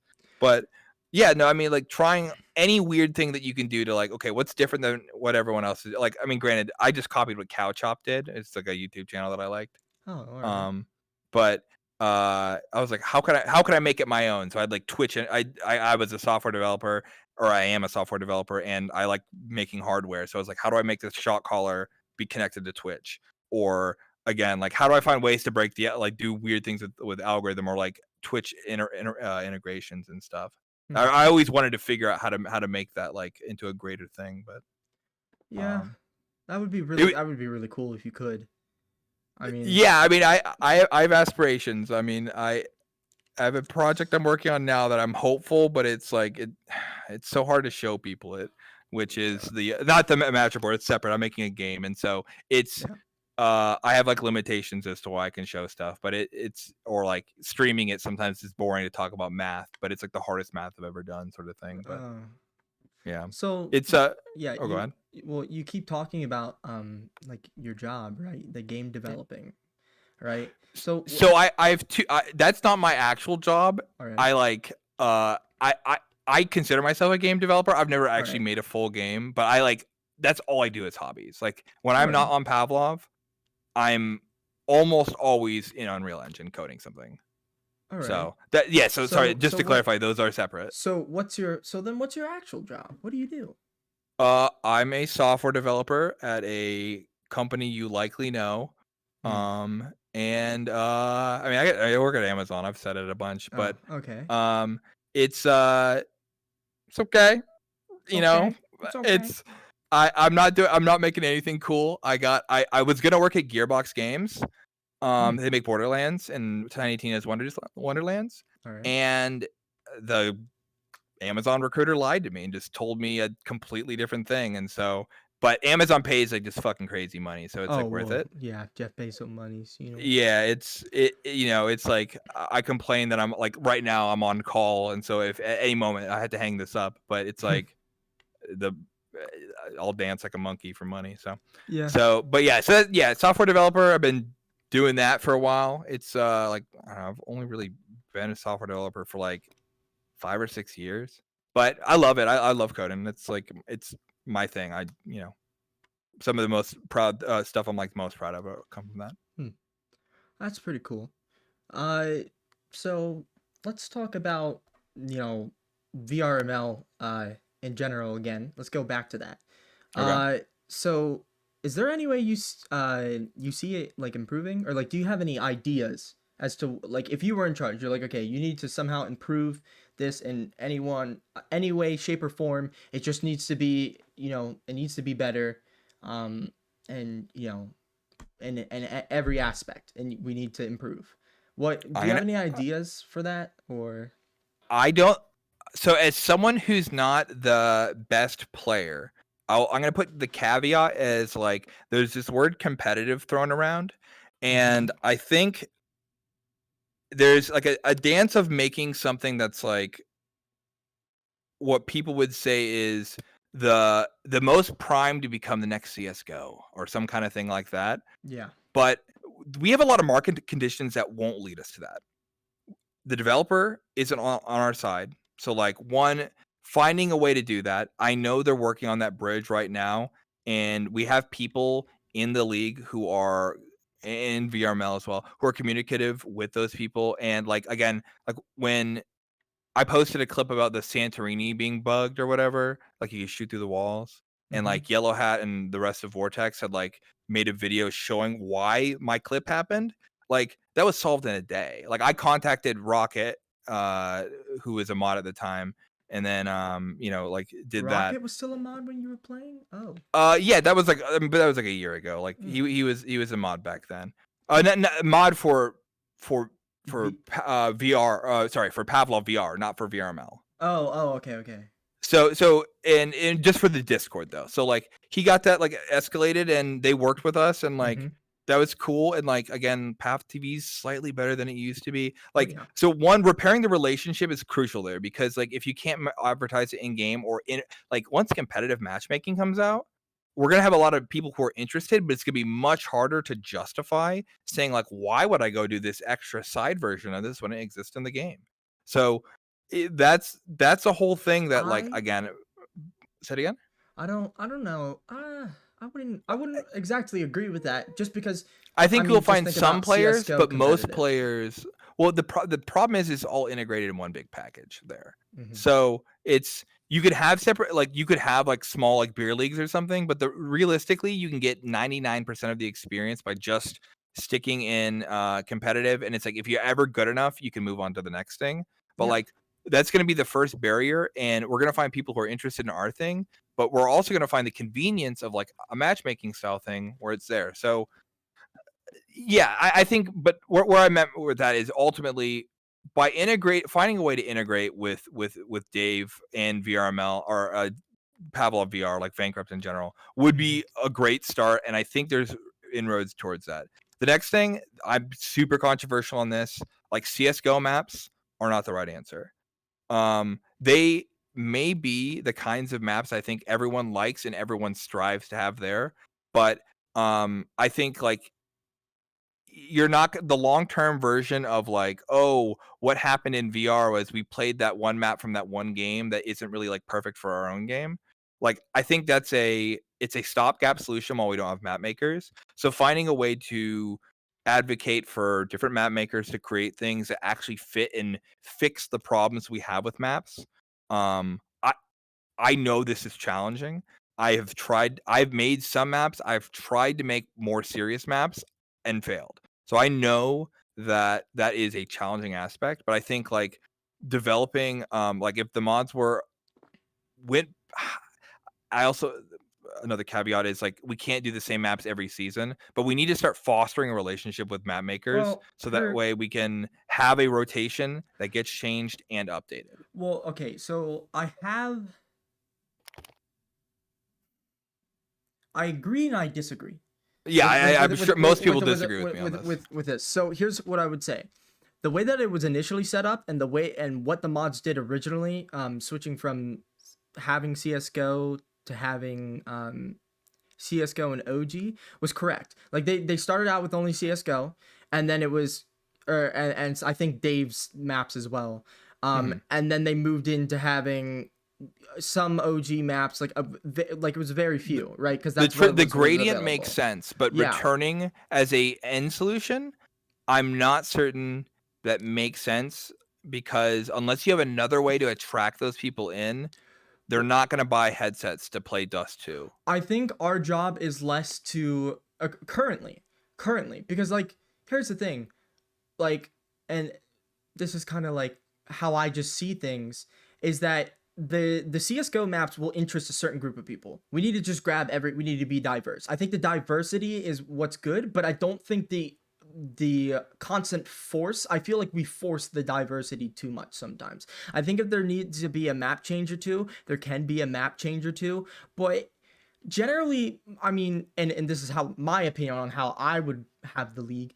Generally, I would think that the maps would stay the same for the most part, because you're playing to try to be at the most pinnacle level. In my opinion, is that's one thing, is that we don't like we're so split that if we don't cater to both, I feel like you lose one side. And it's like there's no, I don't think you lose anything by catering to both the CS:GO audience, the people that play CS:GO and love to competitively play CS:GO, and cater to the the players that constantly play this game, right, by having original maps and swapping them out or whatever. But also you're making it so that it's not just CS:GO. It has its own thing. It's just CS:GO is an attention grabber, which we can admit. I think that the move from or the original move from mixed to just original wasn't a bad move. It was just executed at the wrong time. It was too early. It was done way too early, in my opinion. We were growing and Hmm. we were growing, and then the only thing that I would say that's a difference is that, you know, we took out the CS:GO maps, and then we started to slowly die, and now we have the CS:GO maps back, and now we have a few people, and we had a few teams join, but we had a lot more of the older teams disband, and that could be for so many different reasons. But I think that, you know, because we're doing that, because that's happening, I think partially it's the CS:GO maps, and I think we need to cater to as many people as possible. You're not, you know, not for now, while we have the group, and then slowly move into this thing, because we don't have, like, why would a Counter-Strike player that plays Pavlov, we're trying to attribute to the people that currently play Pavlov. It's not our jobs to get the people that don't have the headsets to get headsets and then to introduce them. We're trying to get the people that either have headsets and don't have the game, or already played the game but don't play it at the competitive level. We're trying to get anybody that likes the CS:GO variants, and we bring them over here, and that'll just be their sole reason to join at the start. It won't eventually, it won't be the reason for staying, but their initial interest will build up because of CS:GO, having CS:GO maps, having something familiar. It also breaks down the barrier of entry, because now people can be good at CS:GO maps because the games are almost, they're almost one to one. I would say there's obviously big differences in the games, but how the maps play and exactly what you should do on the maps, like strategies, are almost the same. It's just adjusted slightly for the style of the way how Pavlov works. It's just it's got its base Counter-Strike roots, but and then adjusted for Pavlov. So it's got its own little spin on how you play it. But if you have the base game sense, that lowers the general barrier of entry, because people are like, well, I'm good at this map, and so maybe I can get better at the other maps, right? And you're also, I think, keep the diversity now. Eventually, you should change it once we get big enough, but we're not big enough for that. We're not big enough. We're not in a big enough community to have our own maps that are the only ones. Because then people will be like, well, why would I play that? I love Counter Strike. I don't like these other maps. But if you get the people that would say, oh, well, why would I do that? By adding CS:GO maps, and then you remove them later, you'll lose a few people, but you'll generally keep the people that are in it for the community, and now in it for the friends that they made and the experience of Pavlov VR. Yeah. You have to, like, again, it's like kind of having to start somewhere and trying to use every advantage possible. So I felt like that transition happened though, and so the fear of moving back, and you know, like I personally don't prefer a lot of the maps, you know, but that's neither here or there. There's other maps I don't like that we play anyway, but you're always locked. Like you can't do things that like work for the league. So like when Valve makes a map, uh, for their game, they can use that as an opportunity to like make an experience that wasn't that, you know, that is unique to their game, that's like good, and why people would like it either like highlight something that's there, or they can tweak it to be the best of the gameplay. While as you've basically just admitted we got out of a hostage situation and then put ourselves back to a hostage Did we really situation. put ourselves in what hostage situation? Like, what Well, exactly because is? you said that what happens if all the people who like CS:GO maps leave? It's not a hostage situation. You're gonna have people that leave and join naturally, just because of that's gonna Yeah. happen. What you're trying to do is in the moment get as big as possible, and then everything else everything else will attribute to it. It's kind of like an ecosystem. You have to have certain things happen. You have to do certain things to be able to keep on moving, and eventually you evolutionize and you change it to something, Yeah. and that might be for the worse of the original population, but it might be for the better for the rest of the population, for the evolution to be moved. But it was executed just at a bad time. I think we just didn't have the strength in numbers. We were slowly growing, and we were doing that, and then the traction just kind of stops after It that. stalled And in 9, but it's up higher than ever in 10. Even though that it some of the is. original players aren't here. But It is. I'll say this at minimum though. Like it I think we would see more people be joining and saying I'm a CS:GO player, whatever, if that was the case. And I think that basically indicates that the the map pool is kind of like a null piece of this all. I think that's not really what is the driving factor, True. but having why I want to move away from those All right. is if like if you can do something that other games can't do, that's why you would be excited about playing that game. Like you don't buy, like some people buy one game because they're like, I know it's this in VR or whatever. Like we might get some of those people, but like when I think about like playing VR, it's like I want this like new and magical experience that you can't normally do. Mhm. Like I know the mechanics of this game can be super janky, and so like things like climbing ladders is an awful experience. Oh But yeah. like if you ever implemented like a real good ladder system, like making a map that highlights that, or making like maps with cover that like aren't the same kind of boxes where that don't expect you to move your camera ever from the center of your body ever. Well, that's I think I think like you get locked into this thing where you say like we're keeping CS players, but I don't think we're gaining CS players. we could definitely gain CS players, but we're not active. Okay, so let me try to put it in perspective of like my perspective, because like, I can see what like why we have these differing opinions is because Mhm. we just overall have differing opinions of what we like and what we don't like, Yeah, I mean, like in I general. don't mind that Like, people yeah, like the CS maps. I yeah, think like long term, and I don't like. We both agree it's not a good solution in the long term, but like we have to Yeah. make sure that if we're making it a short-term solution, we are benefiting from it. And I Well, yeah, don't but see that just yet. we're not doing anything to actively use that at our will. It Exactly. needs to be used at our will, which going back to multiple other things. If the moderators search people out, that will recruit people. It's like everything is. I like obviously I haven't explained everything in my point of view, and I could go on for hours about like how I feel about this or why I would do this way, a certain way, and how I think this would change it. But it's all in the end. It's really like this is what we got to know. These are the key factors that we got to know. Are we a competitive league? Are we a fun league? You can be both, but you can't be both. You know what I mean? You can't fully be both. You can be a little bit of both, but you can't fully have it. And so what becomes the problem is like here and now, I'm a super competitive guy. I love the competitive aspect. I love playing the same map and getting perfect at it and being better than somebody because I practiced and trained on it. But other people like to smoke, get drunk or high or whatever, blah blah blah, and just have a good time and chill and relax, play with the friends and all this other stuff. And so that's where the diverge comes, and that's why there's so many, differing opinions because the VRML league has this ghost personality of where it's just not set, and we don't and nobody in the league or the community is actively going out of the way to say we need to have an identity. That's where it needs to start. Really, we need, what is our identity? We're not competitive and we're not fun, but we're also competitive and we're also fun. You know what I mean? Like I'll semi agree with you on that, but I don't think I think the reason that occurs why the mods don't really have a way that they can help is because they're the enemy a lot of the times.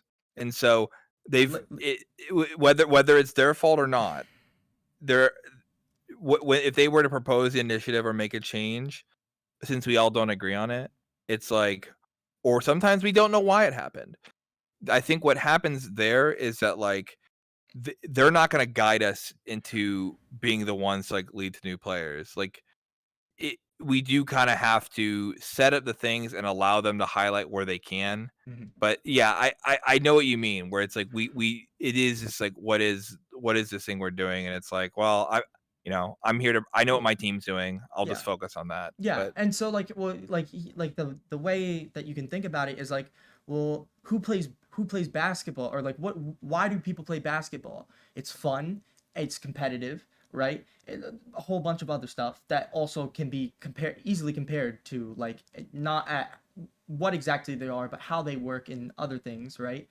Um, but there's people that play it just for fun. It's just fun. It's just fun to dribble and shoot. I just like dribbling and shooting. And there's people that say, well, I like being really good at the game. I like being good and I like being the best. Other people are like, it's competitive and I like playing against good players and blah blah blah and all this other stuff. There's different groups, and so the thing is that we have this whole big. Just think about it like this: the biggest groups, the biggest groups right now in and we have to compare ourselves to sports. If we're really all about growth, we have to take it in the way that will be growth overall, whether it hurts what we currently have or don't have, or we can make a separate thing. It could be a separate entity somehow that we like the upper leagues, like Echo Arena in VRML has a separate league that you have to qualify for. That's an upper echelon of players. We don't have that might that make yet. sense for the number of players they have, though. We don't have that yet, but that's mainly because that we don't have an identity of like the competitive thing. All they're big, their main driving thing is it's a competitive sport. Like it is like a sport, it plays like a sport, and that's why I think that game is so big, because it's just for fun.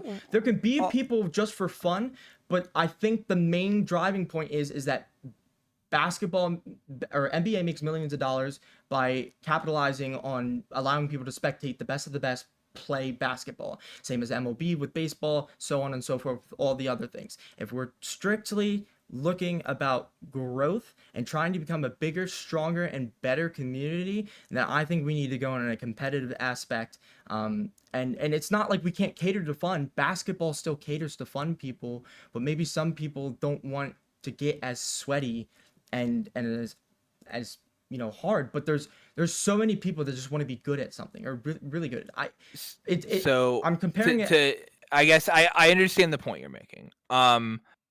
what would you? Okay, so then what would you change to make it that way? To Like make it competitive. yeah, let's you say it's a half and half league. What is what are the top 3 things you change to shift the identity to be the thing? Because I have some disagreements, but uh I guess I don't understand how that So happens. so shift the identity. Well, you What? said this So has to like you become a want me? So like okay. So you you want said us? So that you're saying what? Okay, I'm in charge. What are my steps towards yeah. becoming a competitive community? Yeah. Well, I mean, kind of like that's just kind of how it is. It's obvious. It's and I'm not saying that how to do it is obvious. I'm saying that being a competitive community, like community of like how is it a competitive community is that there's repetition that you practice and polish and get better. Baseball is always the same sport, but it's different at the same time because you're different players, different outcomes, but you're still everybody is swinging a stick at a ball, and everybody has a mitt that they catch the ball with, and they everybody throws the ball, right? It's things that they polish, but it becomes different because you focus on the different outcomes because anything can happen. But in this league it is so dead set because we have competitive teams like Rect that have practiced polished everything and repetition to the basic skills, the basics forms, not the maps, but the basic forms. And that's why they're the top. The reason why all these communities get so big and get so interesting is because there's different outcomes a lot of time. But me and you both know this season, most likely Rect is gonna win the championships this season. Most likely, we know this as a dead set, and it's usually not this obvious. And people, some people, in case their whole life into that, that'll come with time. We'll get those audience members, but the other people will just be, this is interesting because I'm in it. And then other people will be like, oh well, I play the game for fun, but I like watching the competitive. It's just how all leagues start. You just have to set clear, concise rules, and you have to make it so that there's a possible repetition so people can polish it and get good at it. And you have to set that. You don't have to say, the vrml does not have to say, people that are in it for fun, go f yourself. There could still be the people that are in it for fun that play under vrml, but we need to put the main focus, and we need to put drive on the competitive community with support from So it the people sounds that. like you want the community to lead themselves into No. practicing So more so the because so I so don't how see how the okay. mods make a So change in this so okay, case. so how do mods make a change? Let me think about it. 'Cause I've never Or thought this Dakin or far. any I've never it's thought this far. well But because let me think I about think this. you're onto something. I like to relate back to the Echo thing. Well you can think about this while I'm talking, I guess. Echo has Quest, so it has an enormous user base. So and it's also PC, but there's probably not a lot of PC players because it's not designed for that. They have smaller team size, so the barrier to entry to try and play. So they have more players and an easier way to get in. On top of that, they have Facebook marketing money to advertise the game. Um, so like you have this situation where competitiveness comes naturally because you just simply have the number of players where Mhm. the brackets of players separate. But you can't do that in ours because we just don't have enough players and teams to make that work. And how And so well, okay. like so in your baseball example, like those people are going to lose their jobs if they don't be competitive. Well, yeah, but you Like have to you they have to strive to get there, but they, like to stay there, they have to keep there's a new kind of like strive that they have to do. well And again, so we have to but my argument is going to be that there is I don't think that the mods particularly have anything wrong right now. If you go like read the rule set that Mhm. prevents us from being competitive. No, It's there's nothing that does. It's just that the difference is that we don't have the moderator support of being competitive. It's not a full on support. They just keep things kind of tidy. That's why I say they should do that. our Because think league about gov it, is on one of the best teams. I mean, sure, but okay, he's on one of the best teams, and he's currently helping with this current or he's helping make this the overall VRML better. He's currently doing their jobs. I'm not saying, oh, they're not doing enough, But what I'm saying is that there's more that we need to do in order to grow. And so if that means bringing in new people that are specifically trying to do one thing, that's fine. But your whole idea is that we need the players to grow. Well, we need to think about this about inventing a new sport. How did baseball get started? Just kids screwing around, or well, I don't know exactly the backstory, but I'm gonna assume kids screwing around, like throwing a rock or something, and they hit it with a big stick or whatever, like a tree branch, and they see how far they can hit it, and then it turned into who can hit it the farthest, and then so on and so forth. We have to start. We have to stop thinking about, oh well, if only we had this big, big community or whatever, that would solve all our problems, and instead we have to make that. And yeah, I haven't really done much to say that how to do that. I mean, I've said a couple of things that I really think are strong, and if I go in more detail would make a lot more sense. But the overall thing that they can do is they need to support us. The NBA have the people that run the NBA, and the people that started the NBA, the people that started the NBA are in it for money. So that's where it becomes a little bit harder, and I understand the challenges. And there's like legacy. We need the base people that are willing to invest their time, their free time, into something that they believe will grow, and then that's how it all starts, and then the money starts coming in. We cannot just be like, oh well, we need more money to get more people. Like that was the exception for Vail. They're the exception. They have all this money, and they have $7.5 million, $5 million they earn from seed funding or seed round funding, $2.5 million from like retail investors. And so they can throw money at a problem, and we're going to see how that shakes out. Yeah. And so there's going to be a lot of people who say like, no, listen, it's going to work really well, but it's going to work differently from how other things work. It's going to work really well though. It's money. Money will make. I think their short term is going to be great. Yeah. Oh, their long term is going to be great too. Trust me, they're investing. They're really investing their money back into this game. They're not really pocketing. They're investing in the league. They're not investing in the game. As far as I know, they're not pocketing. The game is not that polished. We don't really like it all that much, right? I like the game. I think it's like Pavlov, but it's a little different. It's a different style. But we're not the people that they're trying to get. So like that's the thing. The reason why they have all these people is they wanted a competitive community. And look what happened. They had money, but that is the exception to get to that money.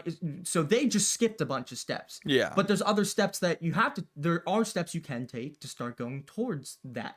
And that first has to start with the mods understand or starting to support us, or the mods take steps in ways where there are people that are doing things, and start taking whatever steps that needs to be. And how I could give multiple ideas. If you say, well, this doesn't work like this, then I could bounce an idea back off with a little bit of change that it works better with people, and it still gets the same thing across. But I feel like we won't get anywhere if we're solely focused on what we have now. If we're solely focused on the very base of people that we have now, right? And I'm not talking about like, oh, we just say fuck everybody and whatever. I'm talking specifically, I think we're really scared to do the mods, and this was originally too with like doing bans. That's why you didn't see a whole lot of bans back then when people did like bad stuff, is because they were scared to swing the hammer and then people would leave. And we have to kind of accept that in order to grow, some people will leave, and what we have, if we don't accept that what we have right now, if we just leave everything alone and just let time see what happens, we do what we do, and we maybe increase everything, and we don't do what I say, we just make changes in the league to make the league better for the players that are already playing it, instead of actively going out and trying to grow it, with some elbow grease, right? Then I think that the league will eventually die because people will lose interest. We have to really focus on grabbing the new people, and that's like the hard decision that you have to make. But you have to look at it less like, oh, we're giving the middle finger to the people that are already playing, and instead we're building them a bridge. We're building them a bridge for the people that were already here, that already know all this really good stuff and are really good at the game and practice. They will be rewarded with being some of the better players in the league. But eventually those lower players will practice and get better, and that's what they can strive for. You know what I mean? They won't be totally screwed out if we change to competitive and we start advertising to people, and how we do that would be just doing it slowly at first, getting people. It doesn't have to be super associated with vrml. It could just be a vrml driven like project where the vrml is just actively trying to reach out to people, say like, hey, we need you to make a team. It's advertising is what you're doing. It's like Lowe's sending you mail and a letter saying that they have a disc or a sale going on right now. Like, you know what I mean? We're putting ourselves in front of people and we're saying, hey, do you want to come with us? Do you want to come? Does this sound interesting? And you're going to hit a bunch of no's, a bunch of no's, a bunch of no's. But eventually we're going to build up. We're going to get those people because you're going to find those people. And eventually that will kind of start to grow, because then eventually what will happen is we'll be big enough where we kind of have this thing where, like, how do I describe it? The way that I would put it is, if we're on a map of things that are in the web, right? Or whatever. And we're just a dust particle. But if we grow big enough, we will eventually become visible to the eye on the map, right? And then that will start making us grow. And that's when we start getting money, because people will be watching us. There will be a big community, so people will be interested, so people will want to watch other matches. And then there will be people that will just be overall interested in it because it just looks cool, but they would never do that because, that's how some people do it. We're just trying to, there's layers as to why people do what. And we need to really think about what that is and then really capitalize on that and really get to everybody. We just need to think. We won't get everybody, but we get as many people as we can while we can, right? And that will build a base on its own. And so, you can change this or that rule, but at the very base concise, the step is to start advertising, start growing. And there's very different ways that you can do that, but my idea, I've already stated what my idea is for that, what my idea of advertising should be like for vrml. But that might be different for other people like you or anybody else. Really, it doesn't really, but that's what I think. I think that the people that play just for fun they can always just play for fun. You know what I mean? There can always be something for there, but we have to start very little and very slow. It will be very slow, but that's how it is. That's part of work. And if we get the group of dedicated people, there will be groups of dedicated people. We just, right now, we have what, 300 people or 500, 400? It's a little over 400. 400 players right now. We literally need just to start 3, just to start. That's what you start with. It's 3 players. They make their teams. They're responsible for them. Like, this is just saying, hey, will you do this for us? This is a solid. These are the reasons why we're trying to do this. Do you think you'd be on board? And then there will be people that will be on board with that and be like, yeah, I'd like to grow the league. Because at the end of the day, we need to stop thinking about, like, how can we give them incentives and slowly start just giving out, just trying to actively advertise what we already have, and then grow off of that. If me and you have joined based off of what, or just, if me and you joined, right? What was your initial reason to join? Just to have fun, to play with your friends, right? I mean, yeah, we thought we were good. I knew some people who were in Yeah. the league. I knew Cooley and I knew Flaming Yawn. Exactly. And so it's like, okay, I'll join. But Exactly. But what I'm I trying. knew people in the league. I Exactly. like, the mods never talked to me.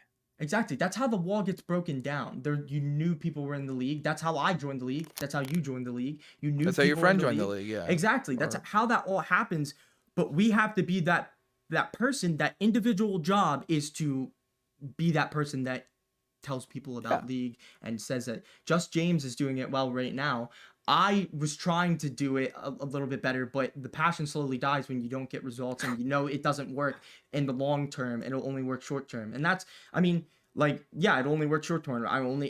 My plan only worked for one team, but that team has survived, and you're on it, and they're playing and they're doing well, right? So it works. You just need to keep doing it, and then eventually it will stack on its own. It will literally, it'll build on its own. It'll be like, we don't have these materials yet, but as we start laying materials, more and more materials just start to show up. As we start placing our own materials, they will just start to show up. They will. Yeah. We will not have to do it. There's just one thing that we need to do, and that's how we really get them. But nobody's goal is to, or if the goal is to really grow the league, I think right now what they're really doing, in my opinion, how I see it, is that they're right now trying to polish it so that when they advertise it to people, it seems really good and well. But I think that if me and you joined, a whole bunch of other people will join. There's people that are like us that have the same interest. They play Pavlov in the first place. So then, it all boils down to finding those people and really getting those people. We are not the only ones. We have to stop thinking about how we're special, we're a special case or whatever, kind of like aliens, but we're not going to get into that. That's a joke, by the way. Anyway, we need to stop thinking that we're special, right? And start thinking there's clones of us. There's other people. Clones of us is a very incorrect way to say it, but there's other people that are just like us that have the same interests that want to do this that just don't know about it yet. Yeah. I didn't join until I knew about it, right? So we just need to make people that are solely responsible for making sure people know about it. And then we need and those people you can start off very small. What you do is first you start out with a few people have all the jobs, then you grow a little bit, so then you start sliding down the jobs. Now there's only people that only focus on making teams, making teams, and there's one person that only focuses on advertising to people. And you slowly, as you build, you will have the things will slowly start to fall into place, and you slowly start delegating as we grow. But right now we're small, so we need to think, how do we grow in every way possible? If that's the goal, if we want to be big, if we want to be competitive, then if that's what some people want to do, and that's what we really want to grow, and also the people that want to have fun want to grow, then that's what we need to probably do, because we will still cater to the people that have fun. We just put more view and intensity and love into the competitive scene, because that will attract everybody regardless. Because if maybe they're not competitive, but a bunch of people are and everybody's talking about it. Like I don't watch golf, but my dad talks to me about golf all the time, right? Like so you know what I mean? Like we really need to stop thinking about like how this would, or you like we could, we really need to just sit down and just really say like how would we do this, and really go about this.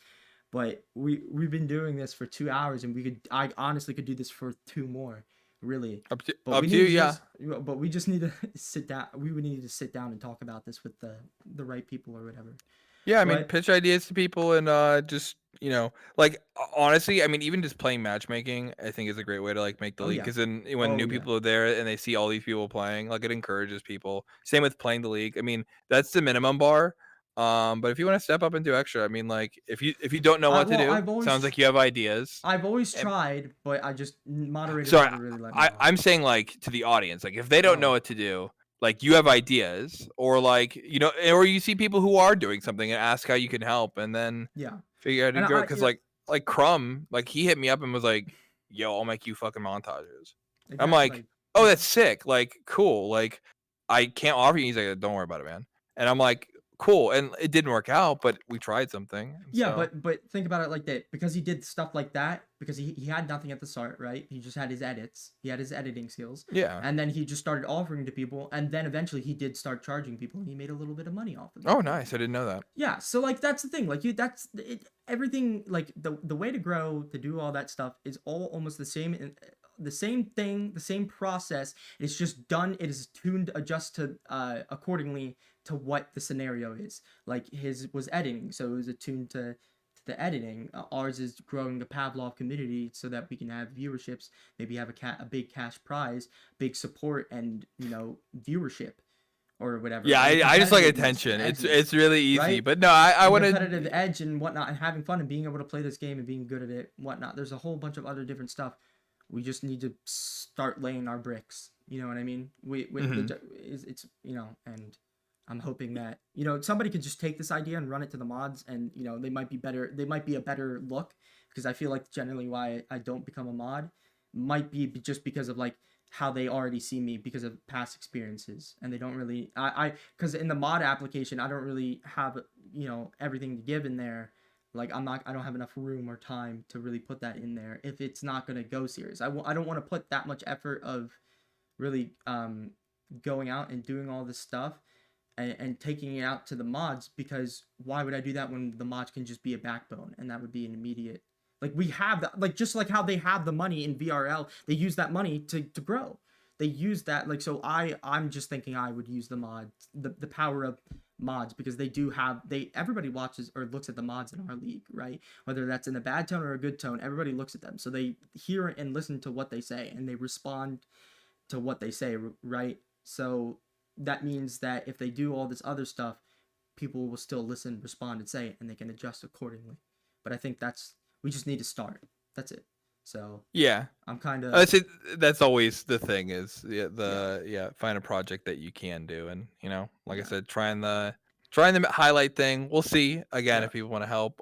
I appreciate it. Oh, yep. we make Oh, make it easier. oh, sit down, stay But a while I'm tr- longer. I'm tr- I'm trying to. Oh no, Oh there we no. go. But yeah, no, I mean I'm with you. It's with anything. I mean, like trying to grow a Twitch stream or trying to grow like a YouTube channel. It's crazy. Like even like Yellow Hat has this like YouTube video channel about like showing you how Pavlov's about, and Yeah, exactly. it's bigger than the total sum of the VRML. It's like My he friend had knows Yellow Hat through me talking about Pavlov. He found Yellow Hat because he was interested about Pavlov. That's my we were shown chill step videos like exactly, early like, on. It's and so it's like we it's have like resources, like, you know what I mean? making like map call out videos, or like here's how to do a coordinated push together, like really simple stupid stuff to lower the barrier of entry of how you play. Like all that stuff is on the table, but yeah, it's like you just got to do it. And I think again, make it look bad first and then realize why it's bad, and then do it again, Yeah, and like just keep doing it, and you'll find like an opportunity to like again. I have a I before kind of doing a lot of this, I was always like afraid of like showing my work to people. And I've seriously changed on this. Like this is one of those like the exact opposite of what your parents tell you, where they're like, don't worry about social media. But like I finally showed like the Twitch stream was kind of an eye opener for me, where I saw people like were interested in, just 10 people hanging out with you, like wanted to see what you did for the night. It's like, oh, that's cool. Like that's a new way to expand something. And then like, I don't know, I had a TikTok that hit, or two TikToks that hit 500,000. And that's like a wild experience. Like that's more people than I've ever met in my whole life have seen me, one, do something insanely stupid, and then two, do something I'm insanely proud of. And so, exactly. That's super cool. it's like low barrier of entry stuff, but you can find a way to like begin any one of these. Like, and does it mean anything that I got two TikToks? Like in the end, no. But it's like, okay, now I kind of know. And the same way with any project, Pavlov or not Pavlov, you can find ways to iterate, ways to learn, ways to make it so it's not just singular minded. Like, I just grow a team. Like, how do I learn a bunch of skills? How do I figure out how to manage people? How do I figure out how to edit? How do I figure out how to, how to talk to people? How do I figure out how to fix my social life or something like Yeah, we that? need to Like, slowly build an ecosystem. We just need to first put the people in it, and then the ecosystem will kind of make itself. But we have to first give it a push. Nobody will do something if they don't know about it, or if they don't think about it. You know what I mean? Like, we need to be like, think about this, think like this, and they're like, oh, you could think about, oh well, I could do the editing because I edit and I like to edit, and this, they look like they need an editor. This looks like an opportunity, like. Or if people want to edit, oh, there's an editor in our league here, learn from him here, like whatever, like, right? We don't have that many people, but we need to first just grab everyone and anyone we can, and then it will filter itself a little bit, and it will go. mhm. Like this podcast, like, I started the podcast or whatever, and it didn't, I'm not talking about advertisement wise, but like, I filtered into being somebody that did the podcast, right? Like that will happen on its own in its community. The VRML just needs to do a little bit more in getting people like you and I that will just, just who started out as nobodies, and made a, themselves in the VRML, like as a known person that plays around, and like, oh yeah, that's the guy that I played with on the other thing. He kicked my ass, or he sucks, or whatever. Like, we need to just start bringing in more people overall. And I think if the mods start to do something about that, there just needs to be some sort of initiative. And I think if the mods want the league to grow, they'll be really interested in doing that, because maybe they just haven't thought about it like that, or they just think that they can't do it. But I think really, if we say we can't do it, it's really just an excuse for the community right now. We have to stop saying we can't do it and just try something instead of not doing anything at all to grow. right now. Like we're not, we just might not be focused on it right now. I think I think that should be our focus though, is what I'm overall trying to say. But I've actually, you know, we've been doing this for 2 hours and 10 minutes. Um, this was this was a lot of fun. Is there any closing remarks or anything else you wanna say before we end No, the I mean, podcast? closing. I mean, I don't know. Just yeah, as you were saying, like just do cool stuff. Like, you know, uh, it, it's. I've had a great time being in this like Pavlov community.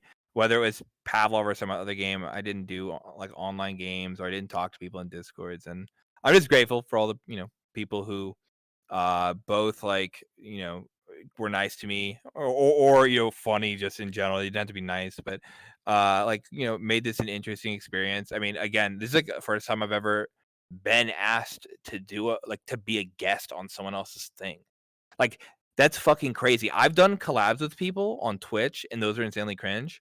But those are just play video games with me online. But like that's like this crazy thing, and it just it leads to so much more just to just try and do stuff. And Yeah. I just want to say I'm grateful. Yeah, I'm Yeah, like that's I'm hope our team does good this season. And except for tomorrow. yeah, Except for thanks for tomorrow. having me on. Yeah. Do bad tomorrow.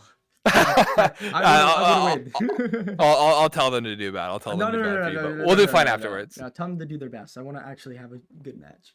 All right. But yeah, man, I appreciate this. This is cool. All right. Bye.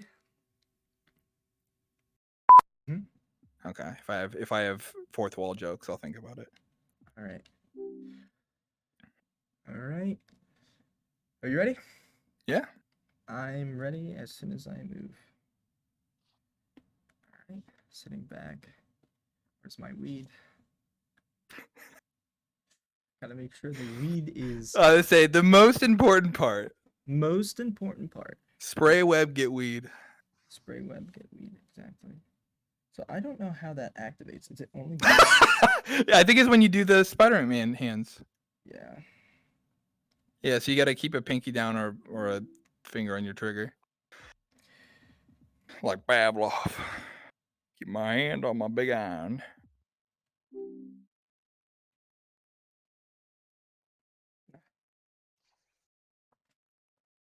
Ah, why am I like facing the wrong way? So yeah, I found that it was. I mean, it looks like you got it.